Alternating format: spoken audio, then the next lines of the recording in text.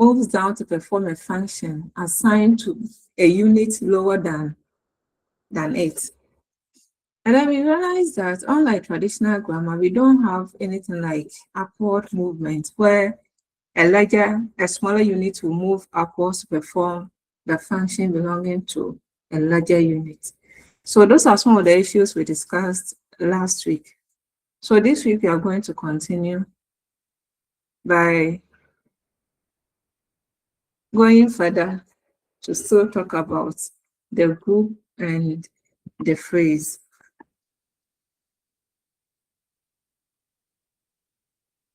There were some self-assessment questions that you were supposed to try your hands on. And like I said last week, we are not going to look at them now. For this week, next week, we will try to cover what we have. And then the last week, which is the 4th week, if it goes, the schedule goes as planned, then by the last week, we'll have only Unit 6, Lesson 6. So we look at that. And then after we are done with it, we'll look at some tutorial questions and other issues. And then we may also talk about the self-assessment questions or the assessment questions.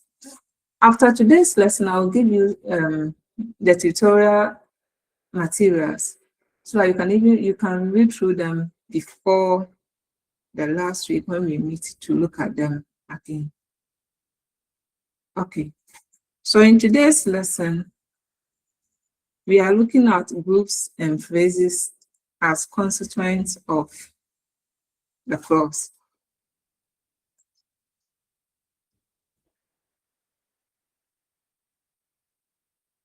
Okay. So this will be the outline, our outline for today.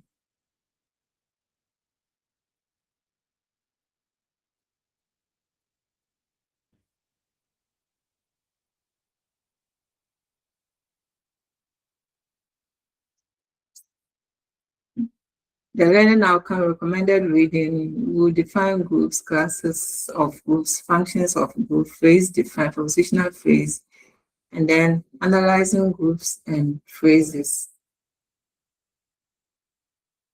So by the time we are done with this lesson, you should be able to explain the difference between groups and phrases. I believe even by now, you should be able to explain it because we talked about it at length last week. But we'll still go over to talk about it or talk about them again. Then you should also be able to identify groups and phrases in clauses and then analyze groups and phrases as constituents of the clause. You have the recommended reading. Then last week there was an issue, and I think it was on morpheme, and I asked you to go and do further reading on it. When it comes to the time that we are looking at the tutorials and those, we'll revisit those issues again. But I want to believe that you did the reading. So these are the keywords: group, phrase, nominal group, adjectival group, verbal group, adverbial group, prepositional phrase. We came across all these last week. So let's look at the group again. So we can define the group in 2 ways. One way is by looking at its position on the rank scale, and the other way is by looking at how the group looks like. So per its position on the rank scale, then we can define it as the second highest grammatical unit on the rank scale. And that it functions as a clausal constituent. So it's a constituent of the clause. So it means that within the clause, we can find at least a group. Then when we look at it outside the rank scale, when we look at it in terms of how the group itself looks like, then we can also define this as an expanded word. Expanded word. So last week we saw that when you take a group, we have the nucleus or the head word. and you have the head word, then other words will be added to it. Modifiers, qualifiers will be added to the head word to get the group.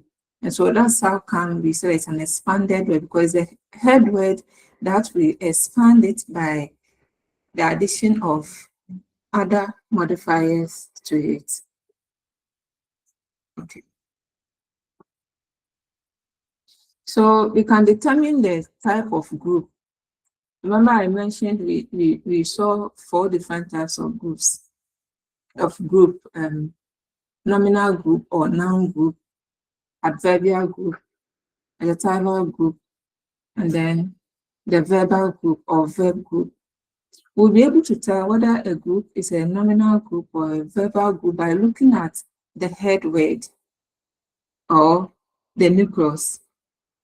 So the word class of the head word or the class of the head word will determine which type the group is. So if the head is a noun, then the group becomes a nominal group. If the head is a verb, the group becomes a verbal group. The same with if the head is an adverb, then we are looking at adverbial group, or an adjective, we are looking at adjectival group. I believe up to this point, you can all hear me.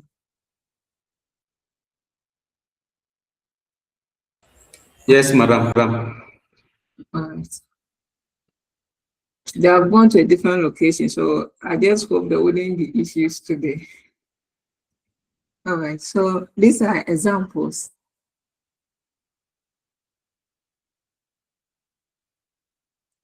of groups as expanded word. So when you look at this one, a beautiful girl, you know the head word, the whole structure is talking about one word, which is girl.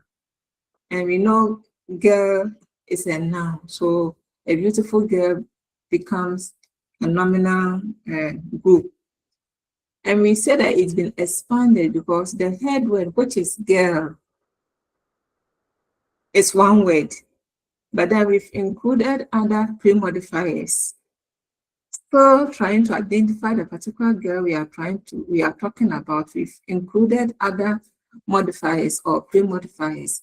And because we have added other modifiers, we say that we've expanded that word. And so that's how come we can say that group is an expanded word. When you take the second example, have been going. You know, going obviously is the head word there. It's a lexical word, head word. The main action we are looking at is going. And so we've added other auxiliaries, have, been, to going. Okay. And so have is a pre-modifier, been is a pre-modifier, and we've added them to the head word. And so this also shows how the head word has been expanded. The reason why we say a group is an expanded word. And then we can also look at the adverbial group, very gracefully. The head word is graceful, but then we've added the pre-modifier very to it. So we've expanded it. Frida, yes, the lecture is going on. If you can't hear me, then kindly check your connection.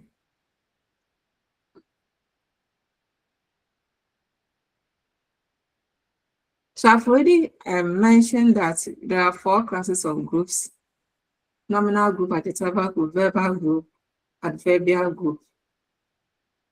And all the group structure, they consist of a head word plus modifiers. The modifiers can be pre-modifiers or post-modifiers or qualifiers. Okay. So the ones that are coming before the head word are the pre-modifiers, and those after are the post-modifiers or qualifiers. So the English teacher, the one we are looking at, our main focus is teacher. But who teacher are we talking about? The English teacher. So there as a determiner plus English as an adjective have been added to the head word teacher for us to identify the particular teacher that we are talking about. So structurally, when you're talking about the group, we are looking at the head word plus other modifiers.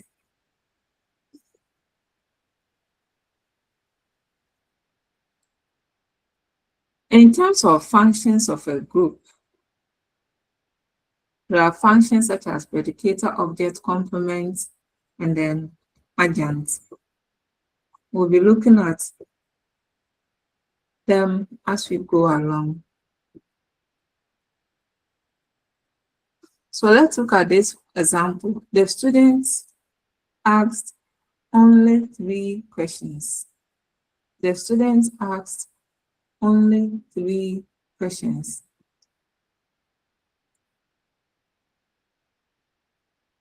The various functions have been identified, so I don't need to ask you.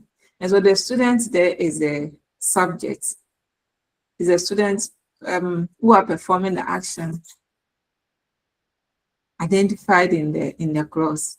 So the student is the subject, and the student is a nominal group.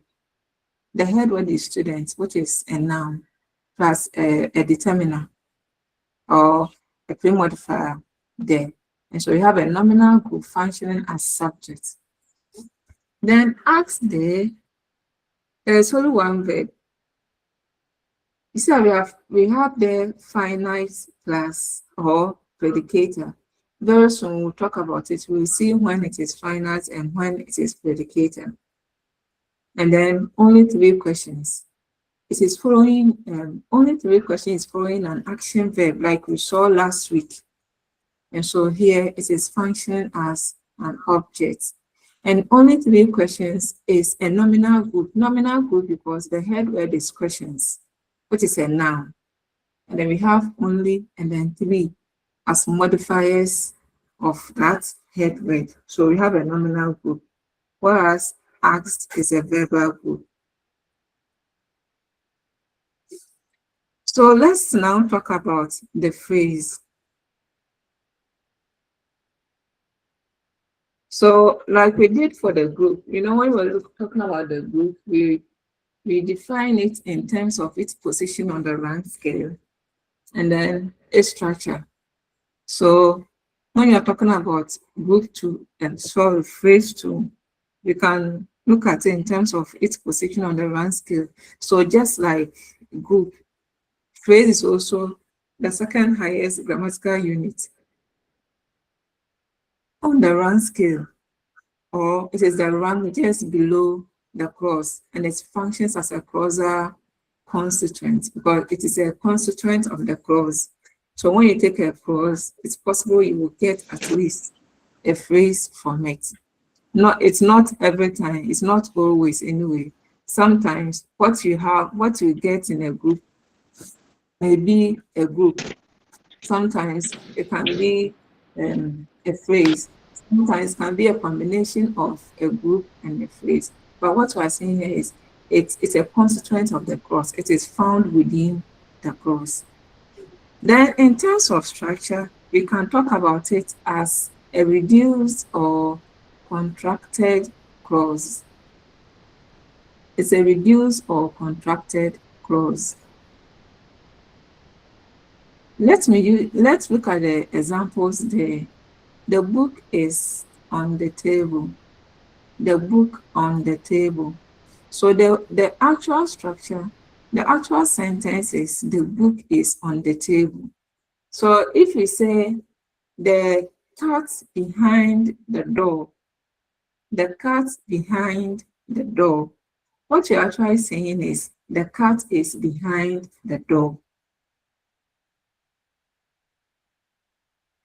Okay, but here we see that we have contracted it, we have removed the verb from it, and we've had a structure that still gives the same meaning. So unlike the group where we add other words to expand it, for the phrase we rather contract it. A full clause, we remove the verb from it.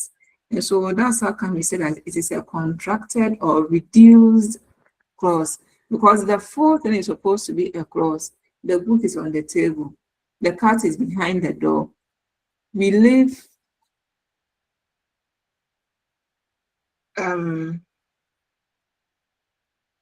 Okay. Yeah, so in this sentence, the verb has been removed. And so in one way or the other, we've contracted it, even though we still get the same meaning as the original clause. So that's how can we say that a phrase is a reduced clause, but then a group, we say that it's an expanded word because there is a word and then we add other words to it. Okay.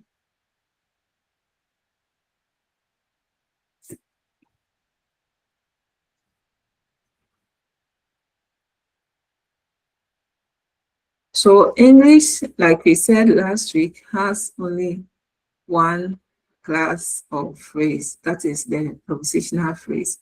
So we know we can no longer talk about something like noun phrase or verb phrase or adjective phrase or adverbial phrase, because we know that those ones are groups because they have their head words and other words are added to them. But then when it comes to the phrase, you can talk of only prepositional phrase, which begins with a preposition that functions as its head, followed by, let me say, a noun group. We'll talk about it soon. So you see that the structure of the prepositional phrase is quite different from the structure of the group or the groups, the various types of groups that we have seen. So the two are different. So if we are to distinguish between prepositional phrase or if we are to distinguish between phrase and group, then we are looking at phrase being a contracted or a reduced clause, and then group being an expanded word. And I think you can give examples to illustrate that. So for a group, illustrating group being an expanded word, when you take an example like um, the yellow the yellow car, the yellow car. What you are interested in is car, but then we've added the yellow as pre-modifiers. So we've expanded that word car to make it more meaningful, to make it more specific. So that's an expanded word being the group. And in terms of prepositional phrase, we've just given one example, and I gave you another example. The cat behind the door. So the original clause is the cat is behind the door. But when you remove it and then make it the cat behind the door, then we can say that it's a clause that has been contracted or reduced. Now, in terms of structure, like I mentioned earlier, in terms of structure, the prepositional phrase has quite a different structure compared to the group. Okay, so unlike the nominal group or unlike the group that has a word plus modifiers, the prepositional phrase begins with a preposition followed by a nominal group. That's what happens. It has a preposition followed by a nominal group. So a prepositional phrase includes a nominal group within it. Behind the door. Behind is a preposition, but the door is that the door is a nominal group. Across the street. Across is a preposition, but the street is a nominal group. Inside the basket. Inside is a preposition, but the basket is a nominal group. So that's why I said that structurally, the prepositional phrase has a phrase, a preposition introducing it, followed by a nominal group. Sandra. Thank you. Please, what you are saying, it's not appearing on the screen. I don't know whether it's from my side. I'm seeing only the structure of the preposition. What you are reading, the examples are not appearing. I don't know whether they are supposed to appear. Thank you. No, they are not supposed to appear. There are examples I'm just giving in addition to what you have on the slides. Oh, okay. Thank you. All right. Okay.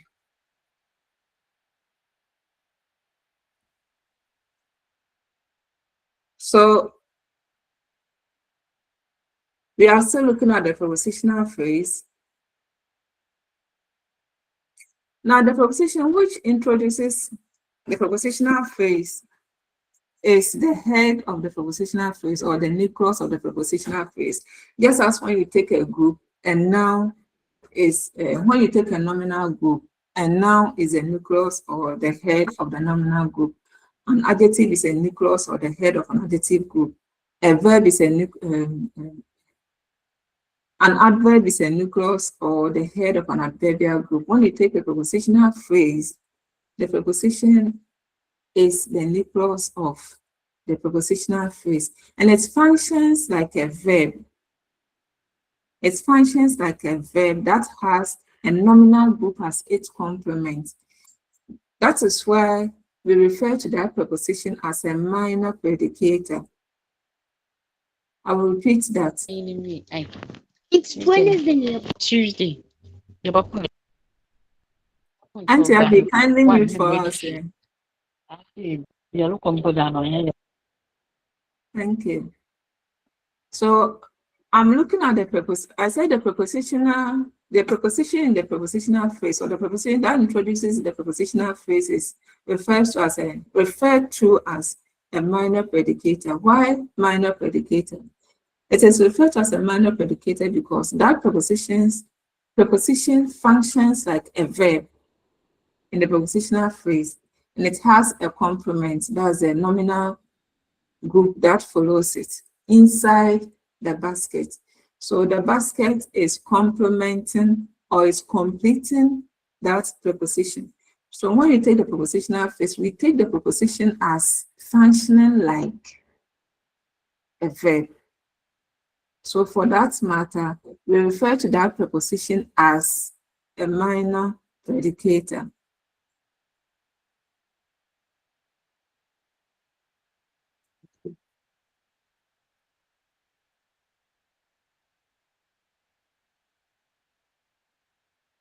All right, so let's look at how the groups and phrases can be analyzed. So we can use either the box diagram or square brackets to analyze the group or the phrase into their various constituents. You realize that in all the examples we've been giving so far, we've been using the box diagram. In all these examples, the box diagrams have been used. Now we are here, we can also use the square brackets as shown on the screen. So that we have the clause. The pretty girl bought a new book. This is a clause. Within this clause, we can have groups there. The pretty girl is one group, bought is another group, and then a new book is another group. Now let's take the group, the pretty girl, to see the words that we can get from it. And so when you take the pretty girl as a group, we have the as a word, pretty as a word, girl as a word. And then when you take the group, the verb group or the verbal group, but the issue of the morpheme comes here again. But I wanted to draw your attention. I think last week it was morphemes, if I remember. I think it was morphemes that there was a question posed on morphemes. But I think the last lesson or so we'll be looking at morphemes as a topic. So hopefully when we get there, all those issues will come up again. So but here is a word. It's a group, verbal group. Let's see the words that we can get from it. So here you can also have the word but. And then if you are going to morphemes, then the but will have the present by plus the past tense marker. Then a new book, we have a as a word new, and then book. And so this is just an illustration that when you take the group, when you take the clause, you can have groups or phrases within it. When you take groups or phrases, you can have words within them. And then when you take words, you can have morphemes within them. All right, so this brings us to the end of this part of the lesson. So these are some self-assessment questions for you. I want to believe you answered those of last week's. So this one too, you put them down. Of course, I will give you the slides when we are done.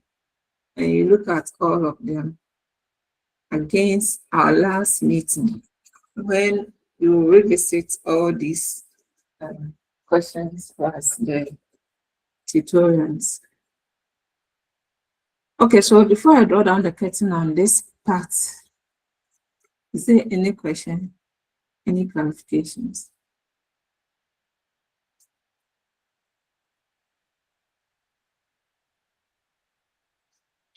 Eva. Thank you, madam. Please, I want to find out the difference between the noun group and the adjective group. Thank you. All right. So Eva wants to know the difference between noun group and adjective group. Is there anyone here who can help us or who can help her? Yes, let me see if I can. Um, Right. when we talk of noun group, we are talking about groups which is headed by a noun. For instance, the man. So the head word is man. So man we know to be a noun. So we can consider that as a noun group. When we talk of adjectival group, we mean a group of words which is headed by adjective. Adjective. For instance, beautiful scenes. So the word beautiful is adjective which is preceded with the group. So that is a little I can say about the difference. Okay, good. Now the second example, the example for adjective, can you give it again, please? I mean, beautiful scenes. Beautiful scenes. Scene, as in Yeah. SEENE. Yes. Madam, please. Okay, so yes, you see, thank you very much for the explanation. My little issue has to do with the example you gave for the adjective group. Now, when you take beautiful scene, what is the head word? Oh, okay. In that sense, Yeah, the scenes has to do. It's the scene is a noun. I good, know it's a noun, but good, when you want to, I mean, you can based on the adjective that is, I mean, preceded with a noun. It is giving more explanation to the scenes. So with that, I think you can use the beautiful as an adjective. I mean, that group to be an adjectival, I mean, group. That is what I'm trying to mean. But if that cannot hold, we can also give another example by say very beautiful. So good, the very good, beautiful, the beautiful is considered as the head word for the group, good, and that can be used as. very good. You can take the second example, but the first example is more of a nominal group. Well done. Thank you. All right. Eva, your hand is still up. Madam, his network wasn't good, so I didn't hear all that he said. I didn't hear you. Maybe it was your network. Okay, what he said was, what he said was, when you take the nominal group, in fact, the difference between the two lies in the class of the head word or the Negroes. So when you take the nominal group, the head is a noun. When you take the adjective group, the head is an adjective. So when you have example for nominal group, example like the old chair, what we are interested in, or our main focus is chair, and chair is a noun. So the O chair becomes a nominal group because we said that the class of the head word becomes the name of that group. So in this case, the O chair, chair is a head word and chair is a noun. So we are looking at a nominal group. But then when you take adjective group, the head word is an adjective. So something like very beautiful indeed, very beautiful indeed. Eva, what is the head word for this group? Very beautiful indeed. Beautiful. Good. And then what is the class of beautiful? It's an adjective. It's an adjective. So here we have an adjective group. So the main difference lies in which one is the head of the group that you are looking at. You know, adjectives modify qualifying nouns generally, whilst nouns name objects in the general sense. So that's where the difference often lies. Okay. Thank you, madam. All right. Okay, so I think we can move on to the next.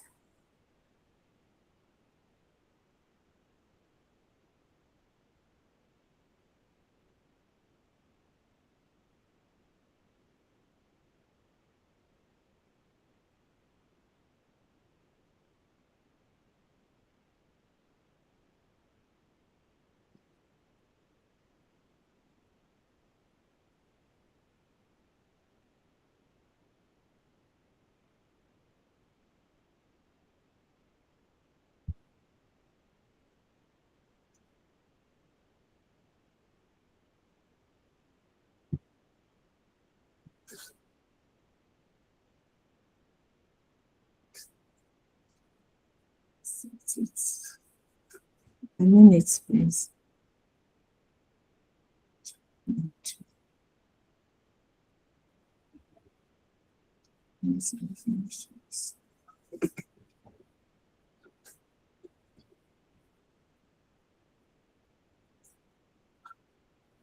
Okay. So we want to move on to the next part of the lesson.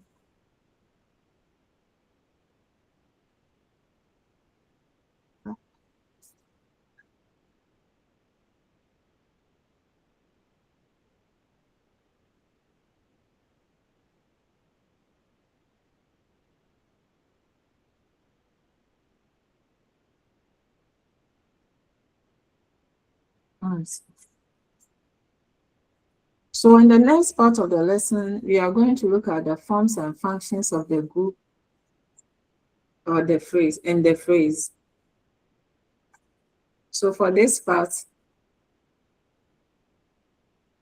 we'll be looking at nominal group, verbal group, adverbial group, prepositional phrase.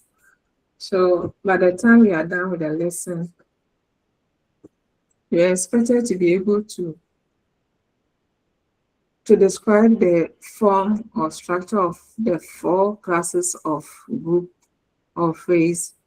And then you should be able to explain the functions of the 4 classes of group and the phrase, and then identify particular group or phrases in sentences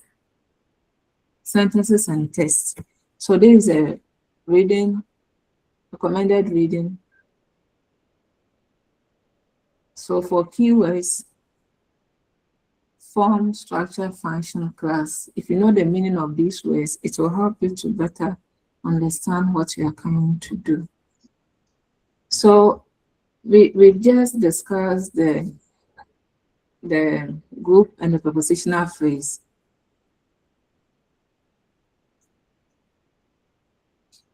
In the lesson now, we are going to go further or delve deeper into what we discussed earlier.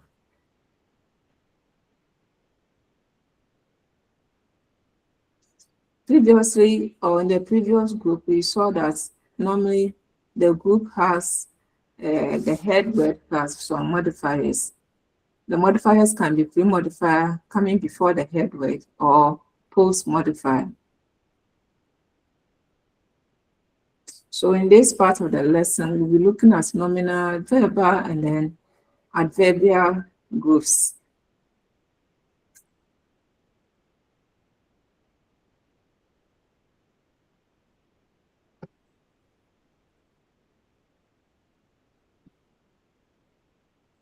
Let's take the nominal group.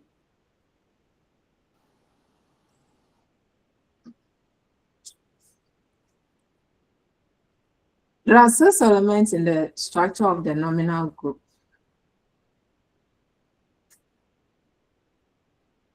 The network is bad. Is it my network? Can you hear me? Yes, please. Yes, Yes, yes, we can madam. hear you. Okay, then is it Cynthia? Please check your networking. Okay.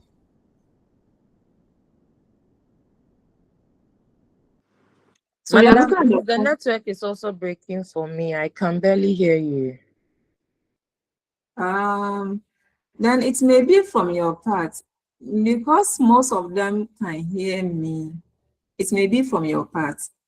So check your connection, okay? If it were to be from my part, I think others would have had the same challenge. So kindly check your connection. So I was saying that there are 6 elements in the structure of the nominal group in English. We have the deictic, post-deictic, nominative, epithet, classifier, the term, and then qualifier. This ones you see, the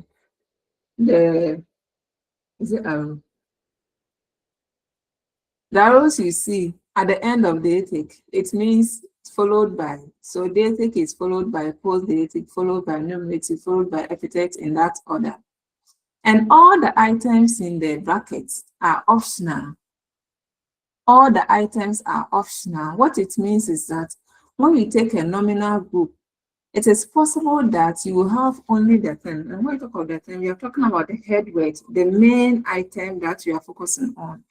It could be that it's only that and that makes up the nominal group. It could also be that we have the term plus deictic expression there, or the term plus post-deictic or plus nominative or epithet, or probably all of them may be there. So all those in brackets are optional elements.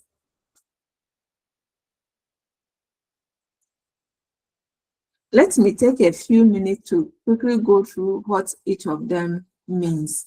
But I will share the tutorial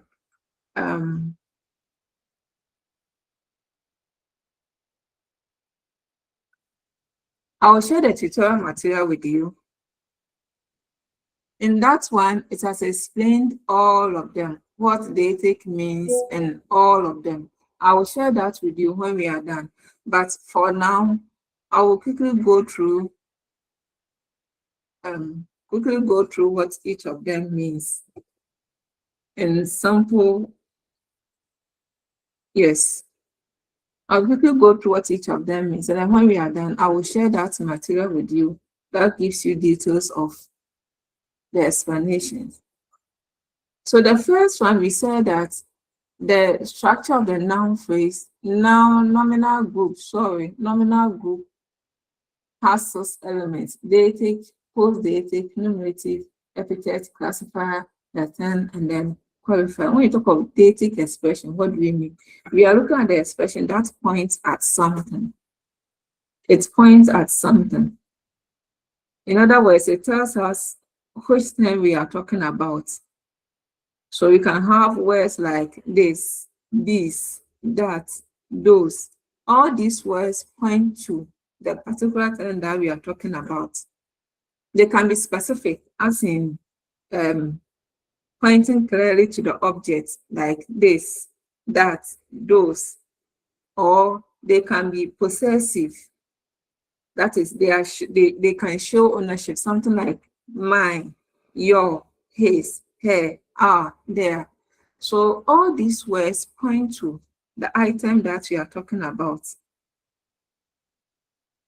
So words such as, like I've said already, words such as this, that, those, his, my, our, an, a, some. All these words point to a particular item, and they are all deictic expressions. And when you look at the structure, you see that they come first. If they should be in that group, then they will be the first items that you will see. That is, if you see, it's also optional because it's in bracket, it's optional.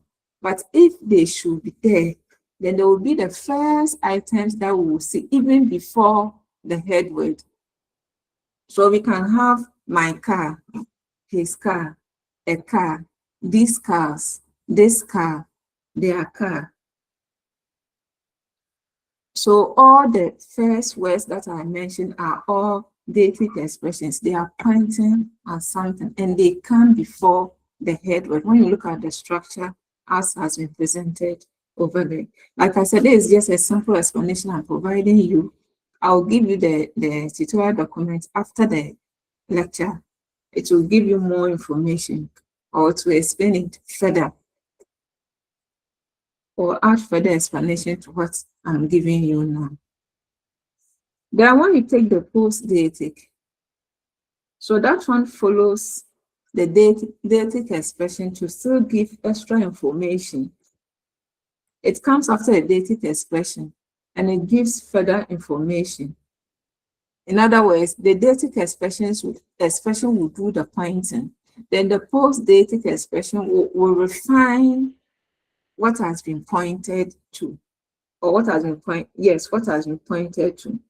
So it will often talk about maybe the order or the comparison or similarities or differences and so on. So something like first, second, next, last. For example, the first car, the last car, the next day, the same lecture. So is that the first one, the or a or this, they are the deictic expressions. And then the post-deictic will follow by refining the deictic expression, by giving more information about deictic expression. And I said that normally the post-deictic expressions will talk about the order of comparison and so on. Then after the post-deictic, we have the numerative. They'll talk about the number of whatever we are talking about. That's a numerative. It talks about how many or how much there is. How many or how much there is. So we can have something like those 3 cars. Those 3 cars. So those here becomes deictic. And then 3 becomes numerative. So in this group, those 3 cars, we don't have a post-deictic here. After those, which is a deictic expression, it is followed by a numerative that tells the number or how much something is. Remember, I keep saying this, that all those items in the brackets are optional. You can have a nominal group which is made up of only the head word, that is the thing. We can have a noun group which has a deictic plus the head word. We can have a noun which doesn't have a deictic at all, but it has a qualifier. So they are all optional except the head word. Then the epithet tells us what the thing is like, or it describes the quality of the thing. Normally they are the adjectives, let's put it in that way. Normally epithets are adjectives. Okay. They go further to describe what the thing is like. So they will talk about the size, the color, or yes, the size, the color, dealing with opinions and so on. So for something like the 3 beautiful cars. The 3 beautiful cars. There is a deictic expression. 3 is a numerative. Beautiful is epithet. And then cars becomes the thing. In this one, we said we don't have post-deictic. So the epithets, like I said earlier, they behave like adjectives. They often describe the quality of what we are talking about, the quality, the size, the color, and so on. Then we have the fourth one, is it the fourth? The fifth one, 1, 2, 3, 4. The fifth one, which is the classifier. Now the classifier names what we are talking about. It tells us what kind of, or it categorizes what we are talking about, or it puts it into a category. So we have doors. Let me take doors. But some doors are made of wood. Some doors may be made of steel or iron. Some doors may be made of plastic. So in which category is the door we are talking about found? Categorizing it in that way, you are using the classifier. So let me give this example.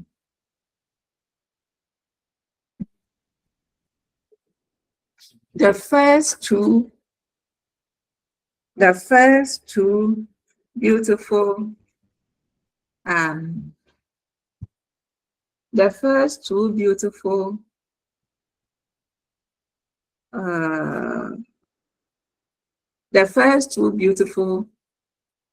American teachers. Let's put it in that way. The first two beautiful American teachers. Or, yes, let me take the first two beautiful American teachers. So there is a deictic expression.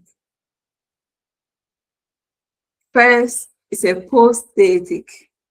Here we have post-deictic here. Two becomes a numerative. Beautiful becomes epithet. And American identifies the teachers among all the other, in all the other countries. We are talking about America. In the same way, when I talk about, I want to give another example. That beautiful school bag. That beautiful school bag. That beautiful school bag.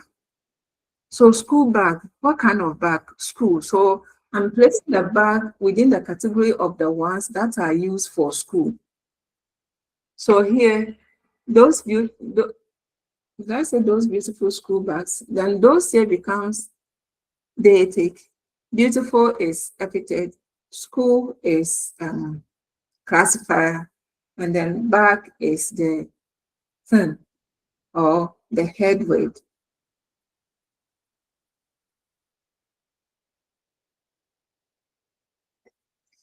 So that thing I've already talked about it, and the head weight comes after the thing, and gives more information about the thing or the head weight. So in summary, what I'm saying is that when you talk about the nominal group has 6 elements, or the structure of the nominal group has 6 elements. We have the deictic. In fact, all the elements, with the exception of the thing or the head, are optional.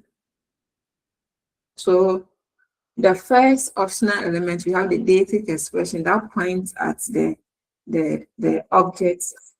So it will ask a question like, which one? Then we have the post-deictic expression that talks about, that adds more information to the deictic expression. And it often talks about maybe the order of something. Yes, the order of comparison or something, first, second, and so on. Then we have the numerative that talks about the number. Then we have the epithet, like I said, it behaves like an adjective that describes the quality of something. And then we have the classifier that identifies what we are talking about within a category, or that puts it within a category. Is it a wood? Is it wooden, made of wood? Is it yes, it's put it within a category. That's what the classifier does. And then we have the head word, that's the thing. And then the qualifier, what comes after the head word to give more information about it.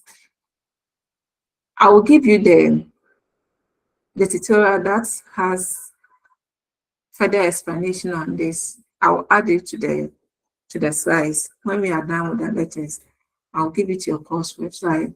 She shares them with you. I believe last week's on, you got it. So I'll add this one and you get this one too. Okay, so far we've just been talking about the individual items. So let's go further to look at them. This table, later take your time to study this table. This table is talking about, it's still talking about the 6 elements in the nominal group structure, like we've talked about. You can see dative here, post dative, numeral, epithet, classifier, and then the 10 itself. Okay. So when you look at this table, when you look at the horizontal, is this a horizontal? Yes. When you look at the horizontal axis, you see that it has listed some items here: determiner, ordinal, cardinal, adjective, noun, modal expression, other auxiliary, lexical, and so on. You see, when you get to a point, there is a tick. In some boxes, they don't tick. So where they take, it means that element at the top can perform that function. Let me take dative to illustrate this one. When you take dative, which elements can perform the dative function? Determinants can do it, so they take determinants. We don't have ordinal, cardinal, they are numbers. They don't perform dative expressions. So you see that we don't take here. Adjectives don't, so they've not been taken. Nouns don't, auxiliaries don't, other auxiliaries don't, lexicals don't, prepositions don't, adverbs don't, conjunctions don't. So the only item that can perform a dative expression are determinants. And like I said, these, those, mine, his, and, they are all determinants, and they can all perform the dative expression. They come before the head. Jessica.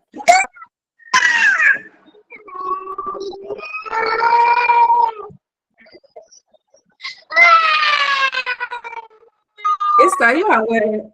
Your hand, okay. Then please mute for us.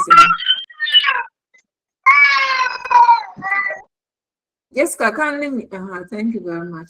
So when you look at the rest, when you take post dative, that one to determinants don't perform that function. Don't, cardinals don't, but adjectives do.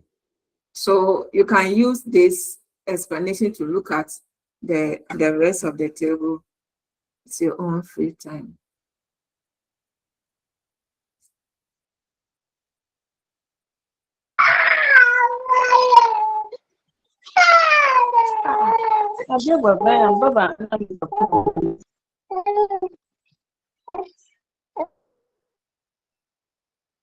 Okay, so let's look at some examples of the structure of the nominal group.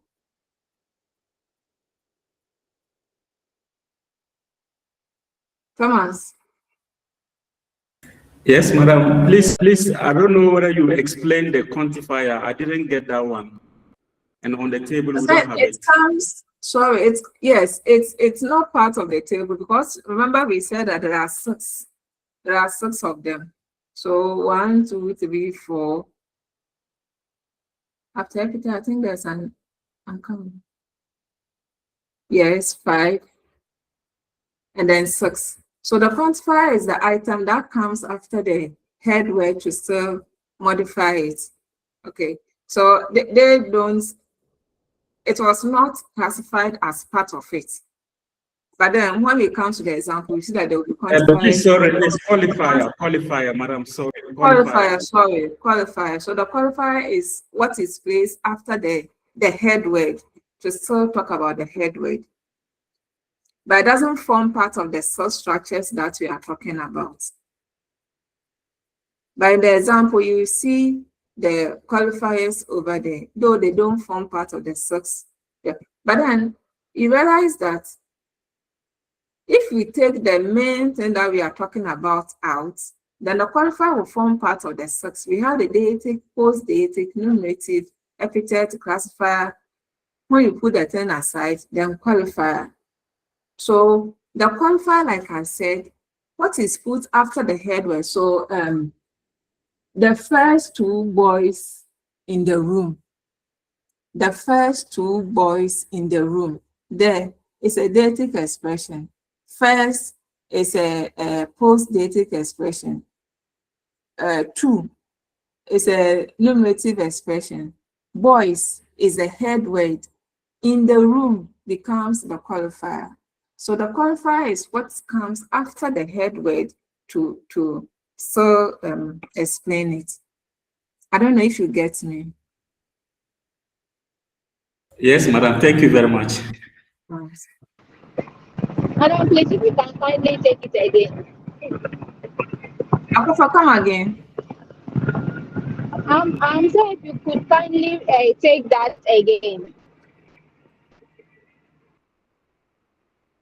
Okay, so he was asking about the qualifier, and I said that the qualifier usually comes after the head word, what is referred to here as the thing. It comes after it to give more information about it. And I gave this example, the first two boys in the room. So using the structure that we've identified here, there is a determiner. It falls under the deictic expression. First falls under the post-deictic. Two is numerative. The first two, then boys is the head word, which is identified here as the thing, because that's what we are talking about. Then we have in the room. In the room is coming after the head word or after the thing to still explain it, and that in the room becomes the qualifier. Akofa, are you okay? Yes, ma'am. Thank you. You're welcome. There's another hand up. I can't see the full name. It begins with A. You can. Okay. Thank you, madam, for the opportunity. My concern is about the 6 elements in the structure of the normalized group in English. You see the first element, the second element, and that of the fourth element. Please, madam, are they English words or they are Latin? Please. Please read around to find that. Okay. Read around to find that because they are part of English language. So you can read to find the etymology. Maybe they have Latin as their they originated from Latin. I don't know. You can read around to find it.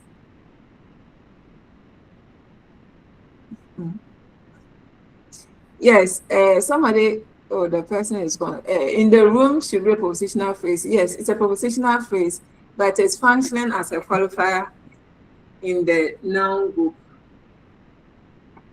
Okay.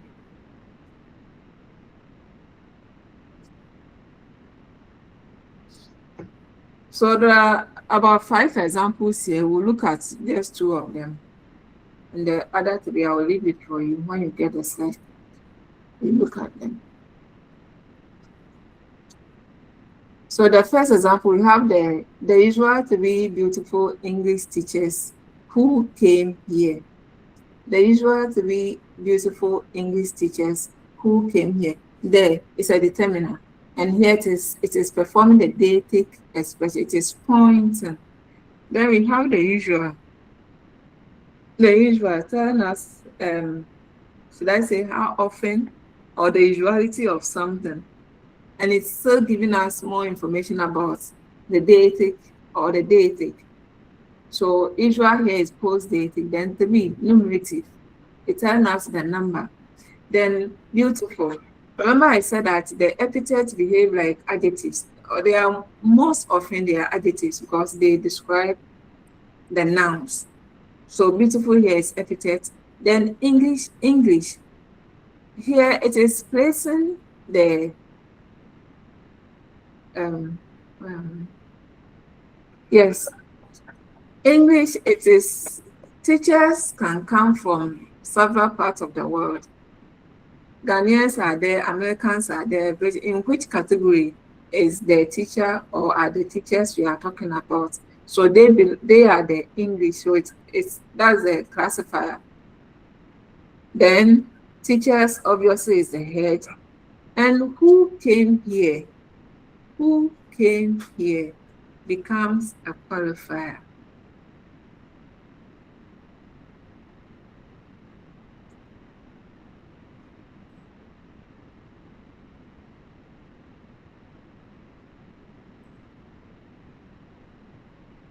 So general group elements, there is a pre-modifier, usual is a pre-modifier, to be is a pre-modifier, beautiful is a pre-modifier, English is a pre-modifier, teachers is the head, and then who came here is a post-modifier. If you want to identify the word classes too, there is a determiner. Usual is an adjective. To be is a cardinal numeral. Beautiful is an adjective. English is an adjective. Teacher is a noun. And then who came here is a relative clause. This is another example illustrating the same thing that we saw earlier. So now, some of the items, like I told you earlier, I told you all those in the bracket are optional. So when you look at the second example, you realize that some of the items are not there. It's not all the 6 items we identified that are there. Actually, in this example, even some of the items have been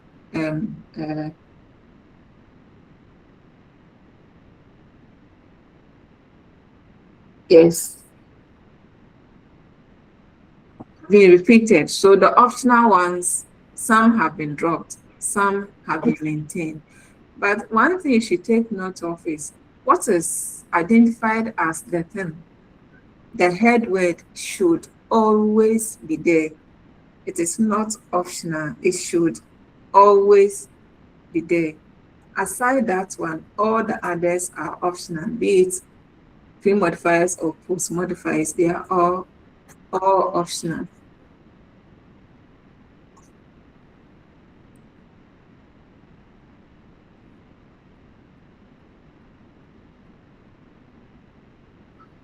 There are other examples. My father, there are about 5 examples. So later on, when you get the slides, you can take your time to go through all the 5 examples. Eva, is your hand up? Yes, please. Madam, please, the example 2. I was thinking the first will be post eidetic, but it's saying it's numerative. Can you please elaborate on that for me? Yes. The numerative tells us how many something that we are talking about is. Okay, it comes in 3 forms, actually. The numerative comes in 3 forms. You can talk of the exact number, that is looking at whether it is 1, 2, 3, 4, or whatever. We can talk of the amount, that is whether it is many, few, several, some, or whatever. And then we can talk about the order. Okay, the order, first, second, third. This is where they overlap. This is where they overlap. Because when it comes to the order, in terms of the post-deictic, the order can also be there. And then the numerative, when you don't look at the exact number, you don't look at the amount, but you look at the order, first, second, third, it can also be there. So in this case,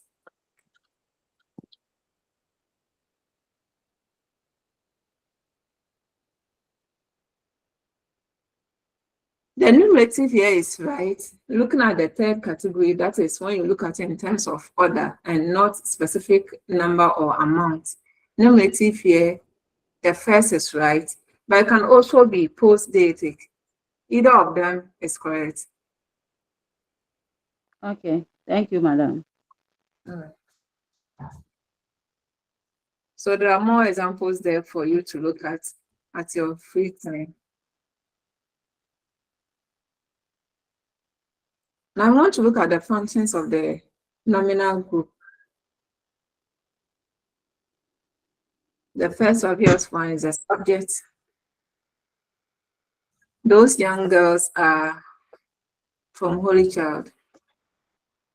So those young girls is a nominal group there that is function as a subject. And then we have the are, and then, okay, let me ask you this. Those young girls are from Holy Child School. We said those young girls are subject, and then are, they are finite or predicator. So we'll know why we have finite or predicator. And then from Holy Child, we say it's a complement here. Why do we say it's a complement? Is last week too, I think I asked you a question bordering on complement and object. I'm doing that because I want you to clearly distinguish between what an object is and what a complement is. Now, in this case, why do we have from Holy Child School function as complement and not as an object? Adam? Okay, thank you very much. Reason behind this is that when we are looking at complements, it always reflects the head word. And also, to be able to identify a complement, it always comes after a linking verb. All right. And Good. it always reflects the head word. Good. Thank you. Good. Gifty, were you going to say the same thing? Yes, please. Okay. Ruben? Madam, she has taken the words from my mouth. All right. So yes, you are right. So the complement looks back on the subject, or if it's object complementary, it looks back on the object. And between the complement and the object, the complement and the subject or the object, we have so between the complement and the subject, there is a linking verb over there. So the complement will look back on the subject. That is, if we are dealing with subject complement, the complement will look back to the subject. Both the complement and the subject will refer to the same thing. But when it comes to objects, between the two of them, we don't have a linking verb, we have an action verb. And the object will look at something else, whilst the subject will look at something else.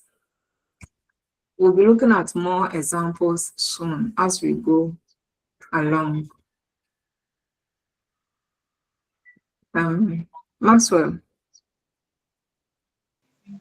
Madam, please, but whatever there's a preposition there, preposition from. There's a preposition after the there's a preposition from. Yeah. Is it not making it an object of the preposition? Is it not making object of the preposition? Because when it is complement, these boys are giants, these boys are doctors, these boys are prefect. Then it is streets. The link is between there's what do you call it? Linking verb between the subjects and the complement. But here there's a from there, are from. That's why I'm getting confused. Okay, so look at the third line. You see, when we identified those young girls, we identified it as subject. Then we came to look at what group is functioning as subject. We saw it's a nominal group, and then we saw it's a verbal group. Then from Holy Child, we saw that it's a prepositional phrase. Okay. Yes, but in this structure that we have now, it is functioning as a complement to the verb are. Okay, I get it. All right. I get it. Yeah, okay. All right, so aside this example, I need you to give me one other example where we have a nominal group functioning as the subject. So when you give the example, you will identify the subject and the other part. Anyone?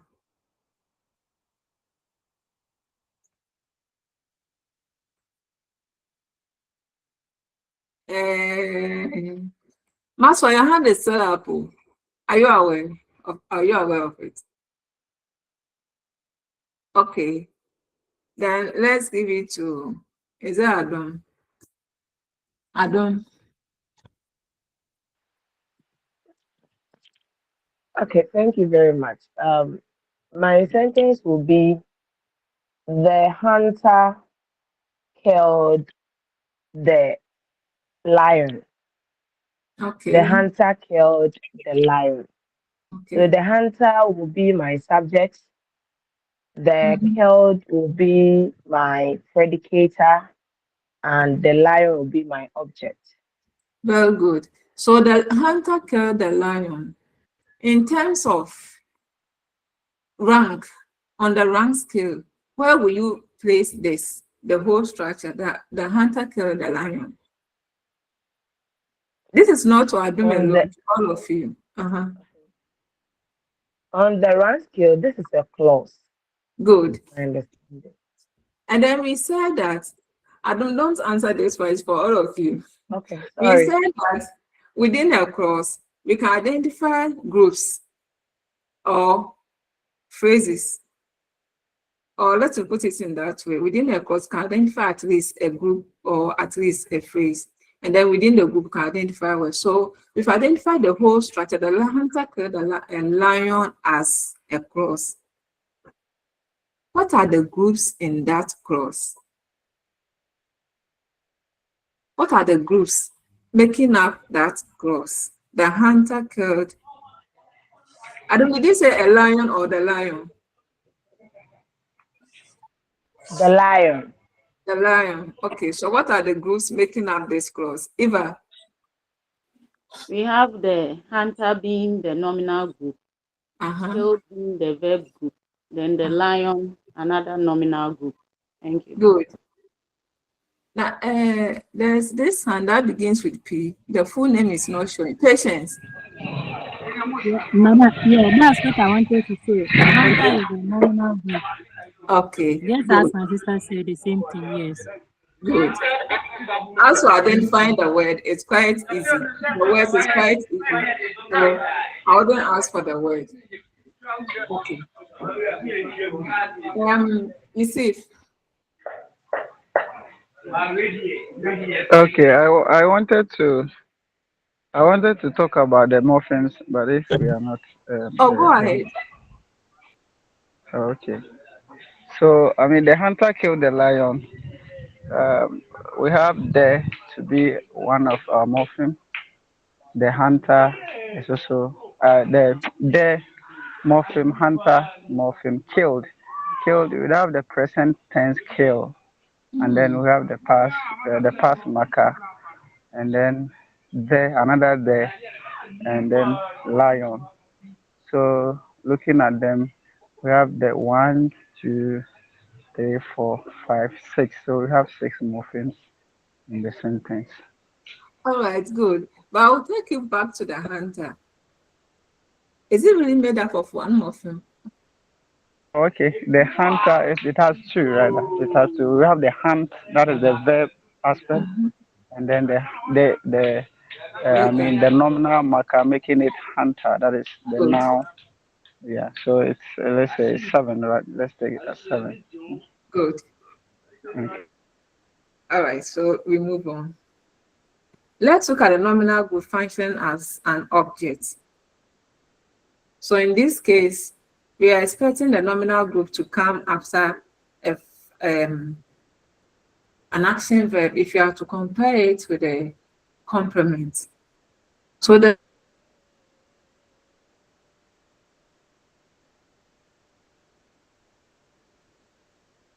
storm broke several trees.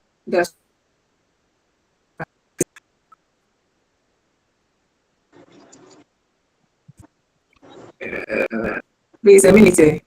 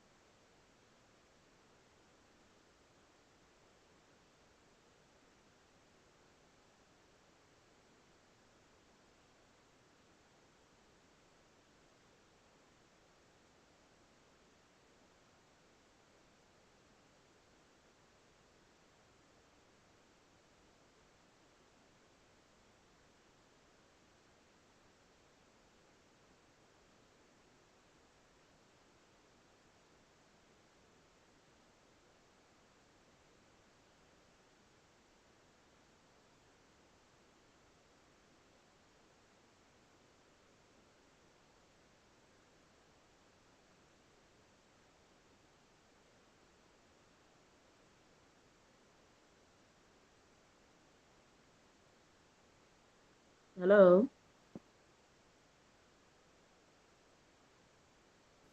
Hello, Eva. Hello. The lecture is off. We are waiting for it. Okay, thank you.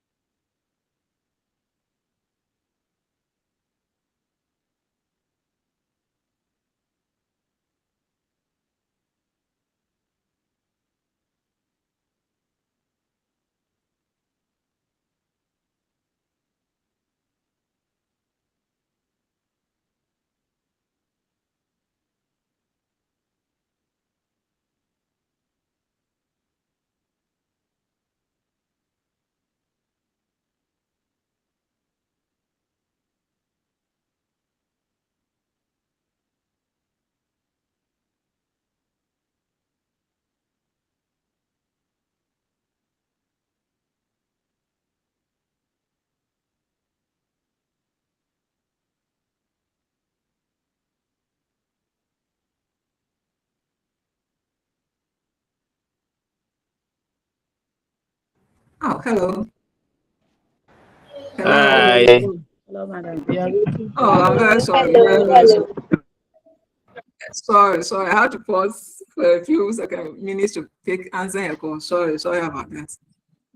Okay. So let's move on.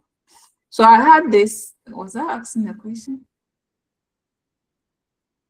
No, I think I had this, and we're talking about the nominal group function as an object. Now let's look at the nominal group that functions as the object. That's several trees. What's the structure of that nominal group? Several trees. When I ask of structure, I'm talking about, remember we identified some 6 elements there. I'm talking about which of the elements can be identified within this nominal group. It's been listed over there. It's already there. The numerative and the thing, it's already there. Okay, so like we did for the subject, give me an example where we have a nominal group function as an object. Robin. Yes, madam. Mine is, I want to say, if I want to refer to the subject, can I say that the subject is, or the storm is referred to as the subject of the verb broke? Would I be wrong? It wouldn't be wrong. Because actually the storm is function as a subject. Yeah. So if you decide to put it as a function as a subject of the verb group, that's fine. But we can just as well say it is function as a subject. That's also that's okay. Okay. Thank you. Thanks. All right.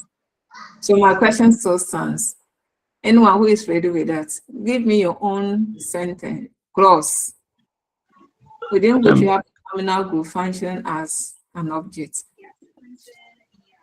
They saw few men. Come again. They saw few men. They saw few men. Okay.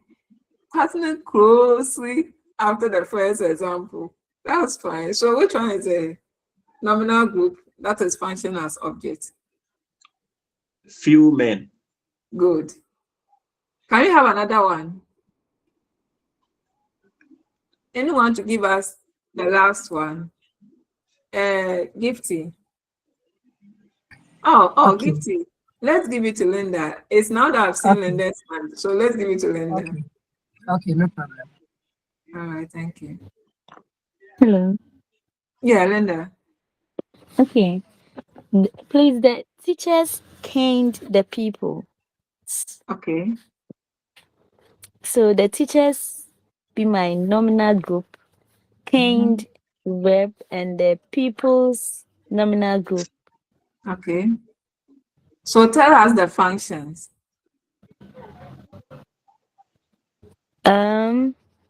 So the teachers has two morphemes. I mean, the teachers, you identify the teachers as a nominal group. So that nominal group, what function is it performing? And then the students, what function is that nominal group performing? Please, the teachers function as subjects. Good. And the caned verb and the people's become the subject, objects. Very good.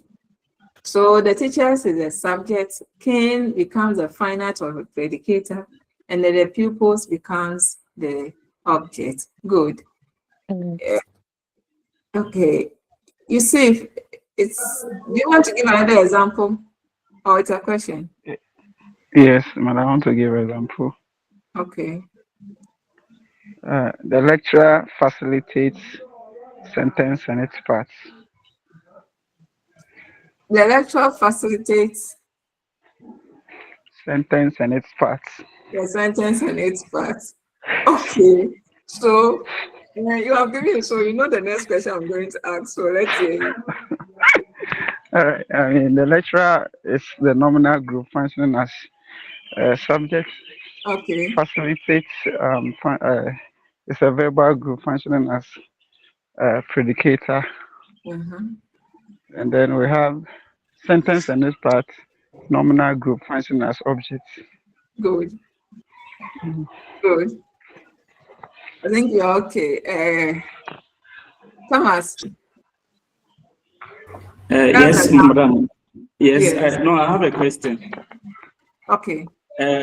Earlier we learned about the 6 elements of the nominal group. But in this example that we are looking at, the first example that we are looking at,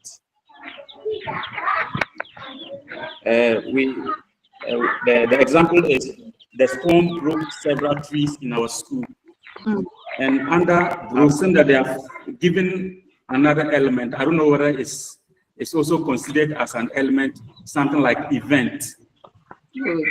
I don't know whether it is an element also, or we still keep to the 6 that we learned earlier.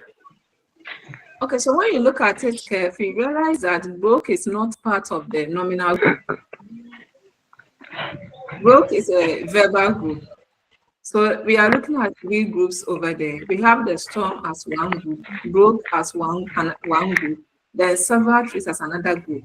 So broke itself is a verbal group, it's not part of the nominal group. Remember the 6 elements we identified are for nominal group. here is not a nominal group. It's a verbal group. It has its own structure. We'll be talking about the verbal group very soon. So broke is not a nominal group. So the event there does not form part of the nominal group. It forms part of the verbal group.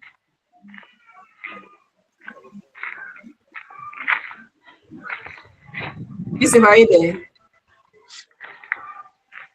Yes. Yes, madam, I'm there. I was making. You asked the question, right? No, please, madam, I didn't. Hey, who asked? Who asked the question? Sorry, was it Thomas? Yes, madam, it is me. I've gotten it. You've gotten it. Okay. Yes, thank you very much. All right. So let's move forward. Those whose hands are up, I don't know if it's a question or. Yeah, madam, please, mine is a question. Okay. Madam, please kindly throw a bit more light on the nominal group for me, the nominal group concepts. Your question is quite broad, though. Oh, just nominal group. Yeah, are you talking about? I mean, qualifiers and demonstrators. Okay.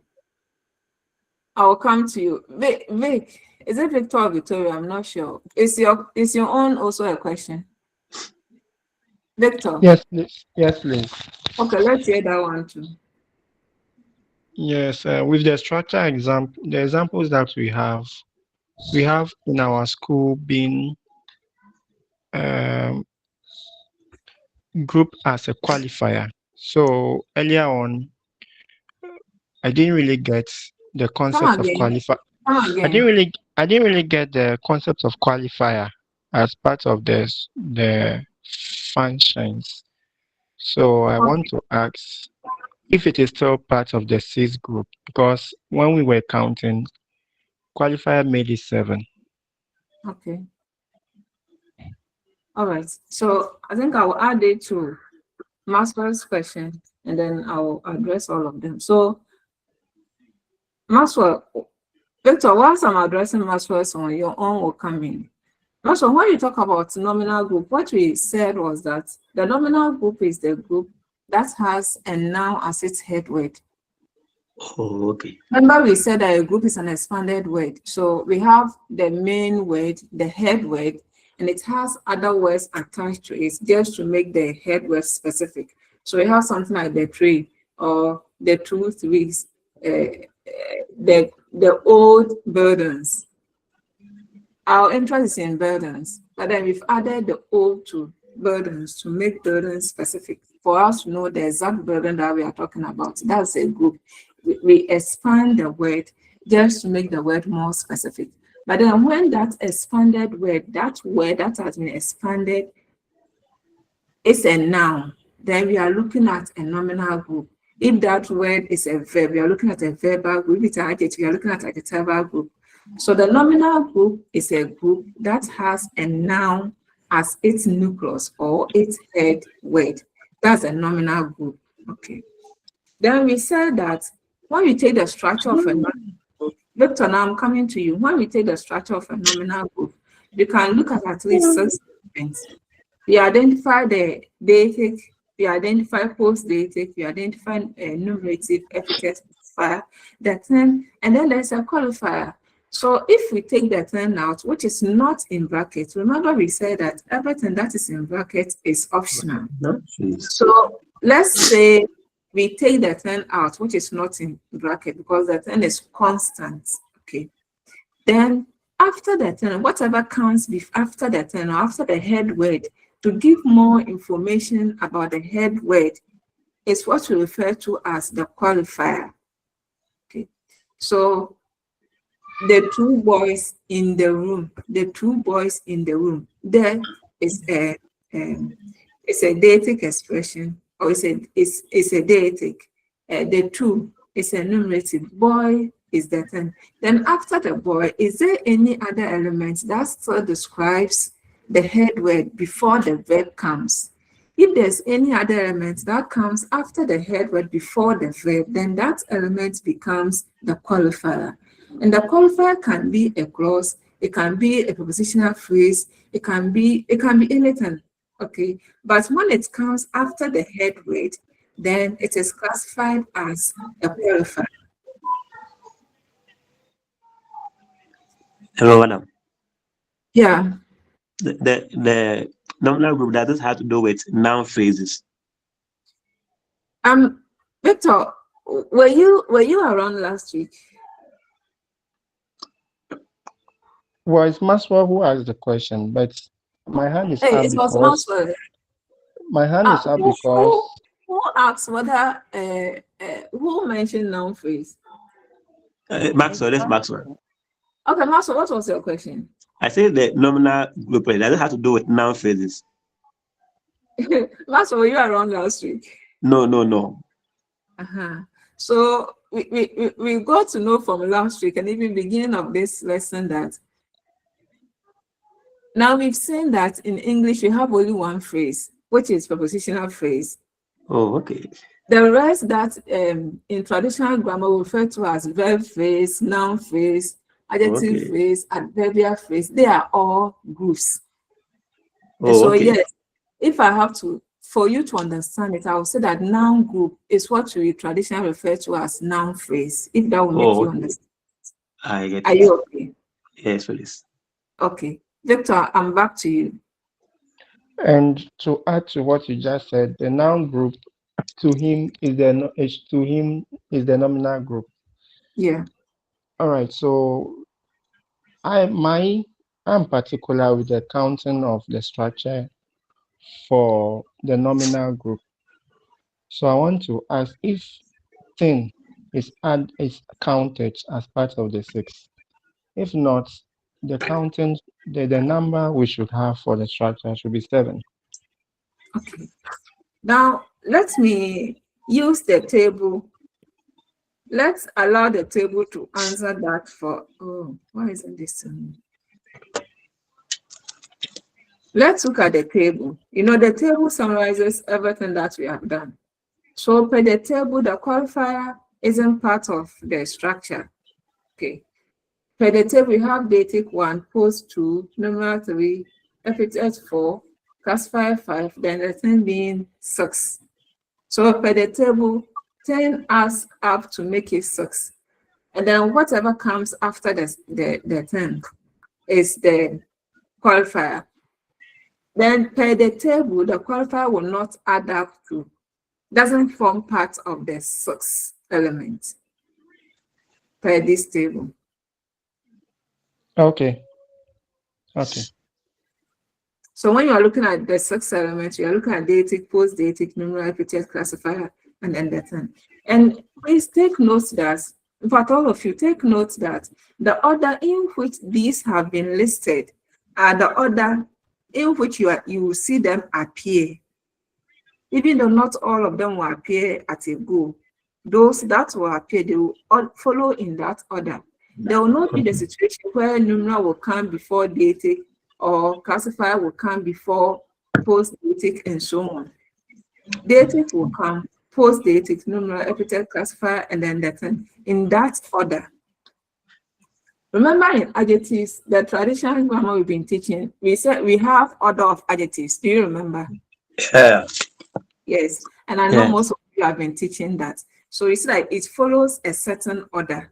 It's the same way that we are talking about in the nominal group structure. It has an order that it should follow. Though not all the 6 elements will be there at a go. Oh, okay. That will be there. They must follow in this order. Okay. All right. I hope you are all okay. Yes, please. All right. Then let's look at the nominal group as a complement. This complement, we've talked about it already, that it follows a linking verb. And over here, the linking verb is a predicator or the predicator or the finite is. So what is following it? Mr. Maulipo is a doctor. So that linking verb is tells you that the doctor is referring to Mr. Mawuliko. Therefore, a doctor is functioning as complement. It's a nominal group functioning as complement.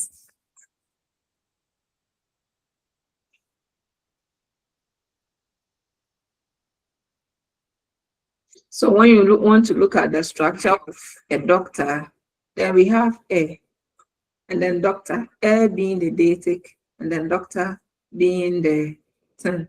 And this one's, in terms of word classes, A is a determiner, doctor is a noun. Then we should move. Then we have object complements. So we've talked about complements, and now we are talking about object complements. So it means we can have subject complements. What is, in other words, referred to as subjective predicate or object complement. That is object predicate. So you realize that in the subject complement, the complement follows a linking verb. But then when it comes to the object complement, the complement follows the object. Between the object and the item that is functioning as a complement, there is no verb. I will repeat it.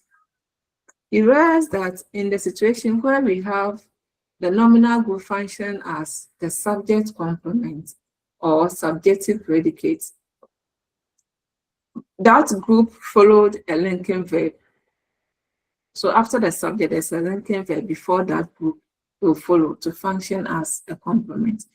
But then when you take the object complement, after the object, unlike the subject where there will be a linking verb before the group function as a complement, in object complement, right after the object, that nominal group will follow. That is when we have object complement. So the government appointed him minister. We look at this structure. We elected Kofi, our course rep. We elected Kofi, our course rep. We elected Kofi, our course rep. How many nominal groups are in this clause? We elected Kofi, our course rep. How many nominal groups are in this clause?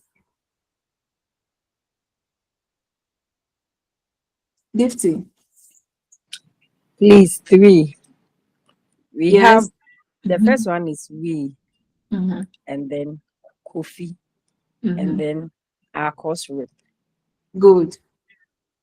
Now I need you to tell me the Gifty, not to you, to all of you. I need you to tell me the function of each of the nominal groups we've identified. What function is each of them performing? Adam, tell us one. Okay, please, the we is performing a function as a subject. Good.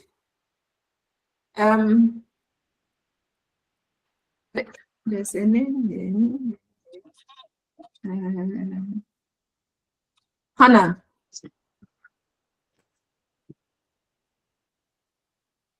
Hannah, let's hear you.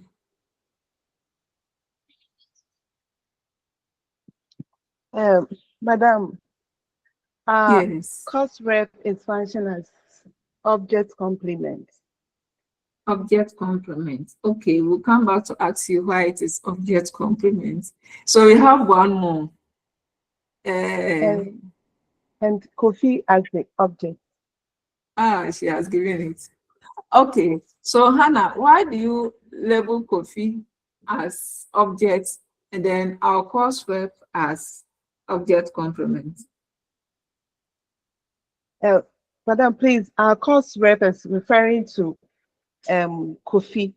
Very good. Good. So, like I said earlier, you realize that between Kofi and our course verb, there is no verb. In fact, I'm saying these things because last week some of you said that some of these things are entirely new to you. So we should try to calm down as much as possible. That's why we are trying to do these things for the sake of those who find some of these functions new or quite challenging. Adam, is your hand up?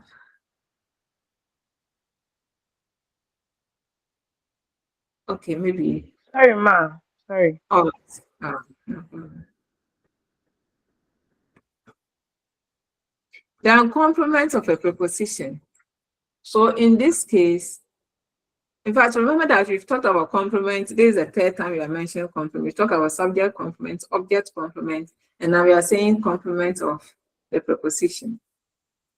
So in this case, the nominal group will follow a preposition. In this case, the nominal group will follow a preposition. Just as in object complements, the nominal group followed an object. In complement of a preposition, the nominal group will follow a preposition. She is inside. The preposition is inside. So the nominal group that follows inside or that follows the preposition inside becomes complement of that position. So the room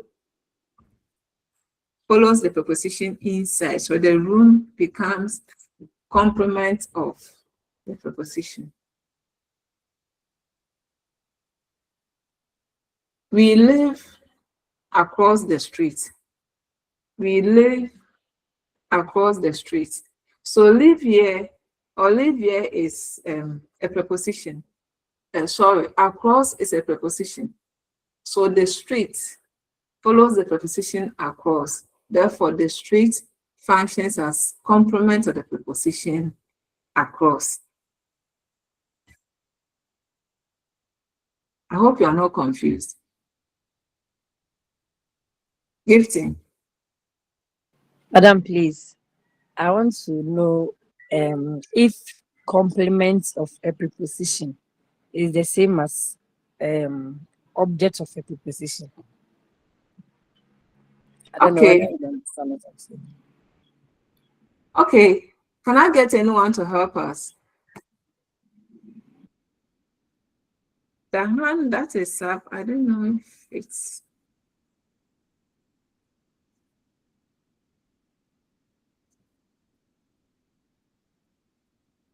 Yes, anyone to help us? Adam, let's hear you.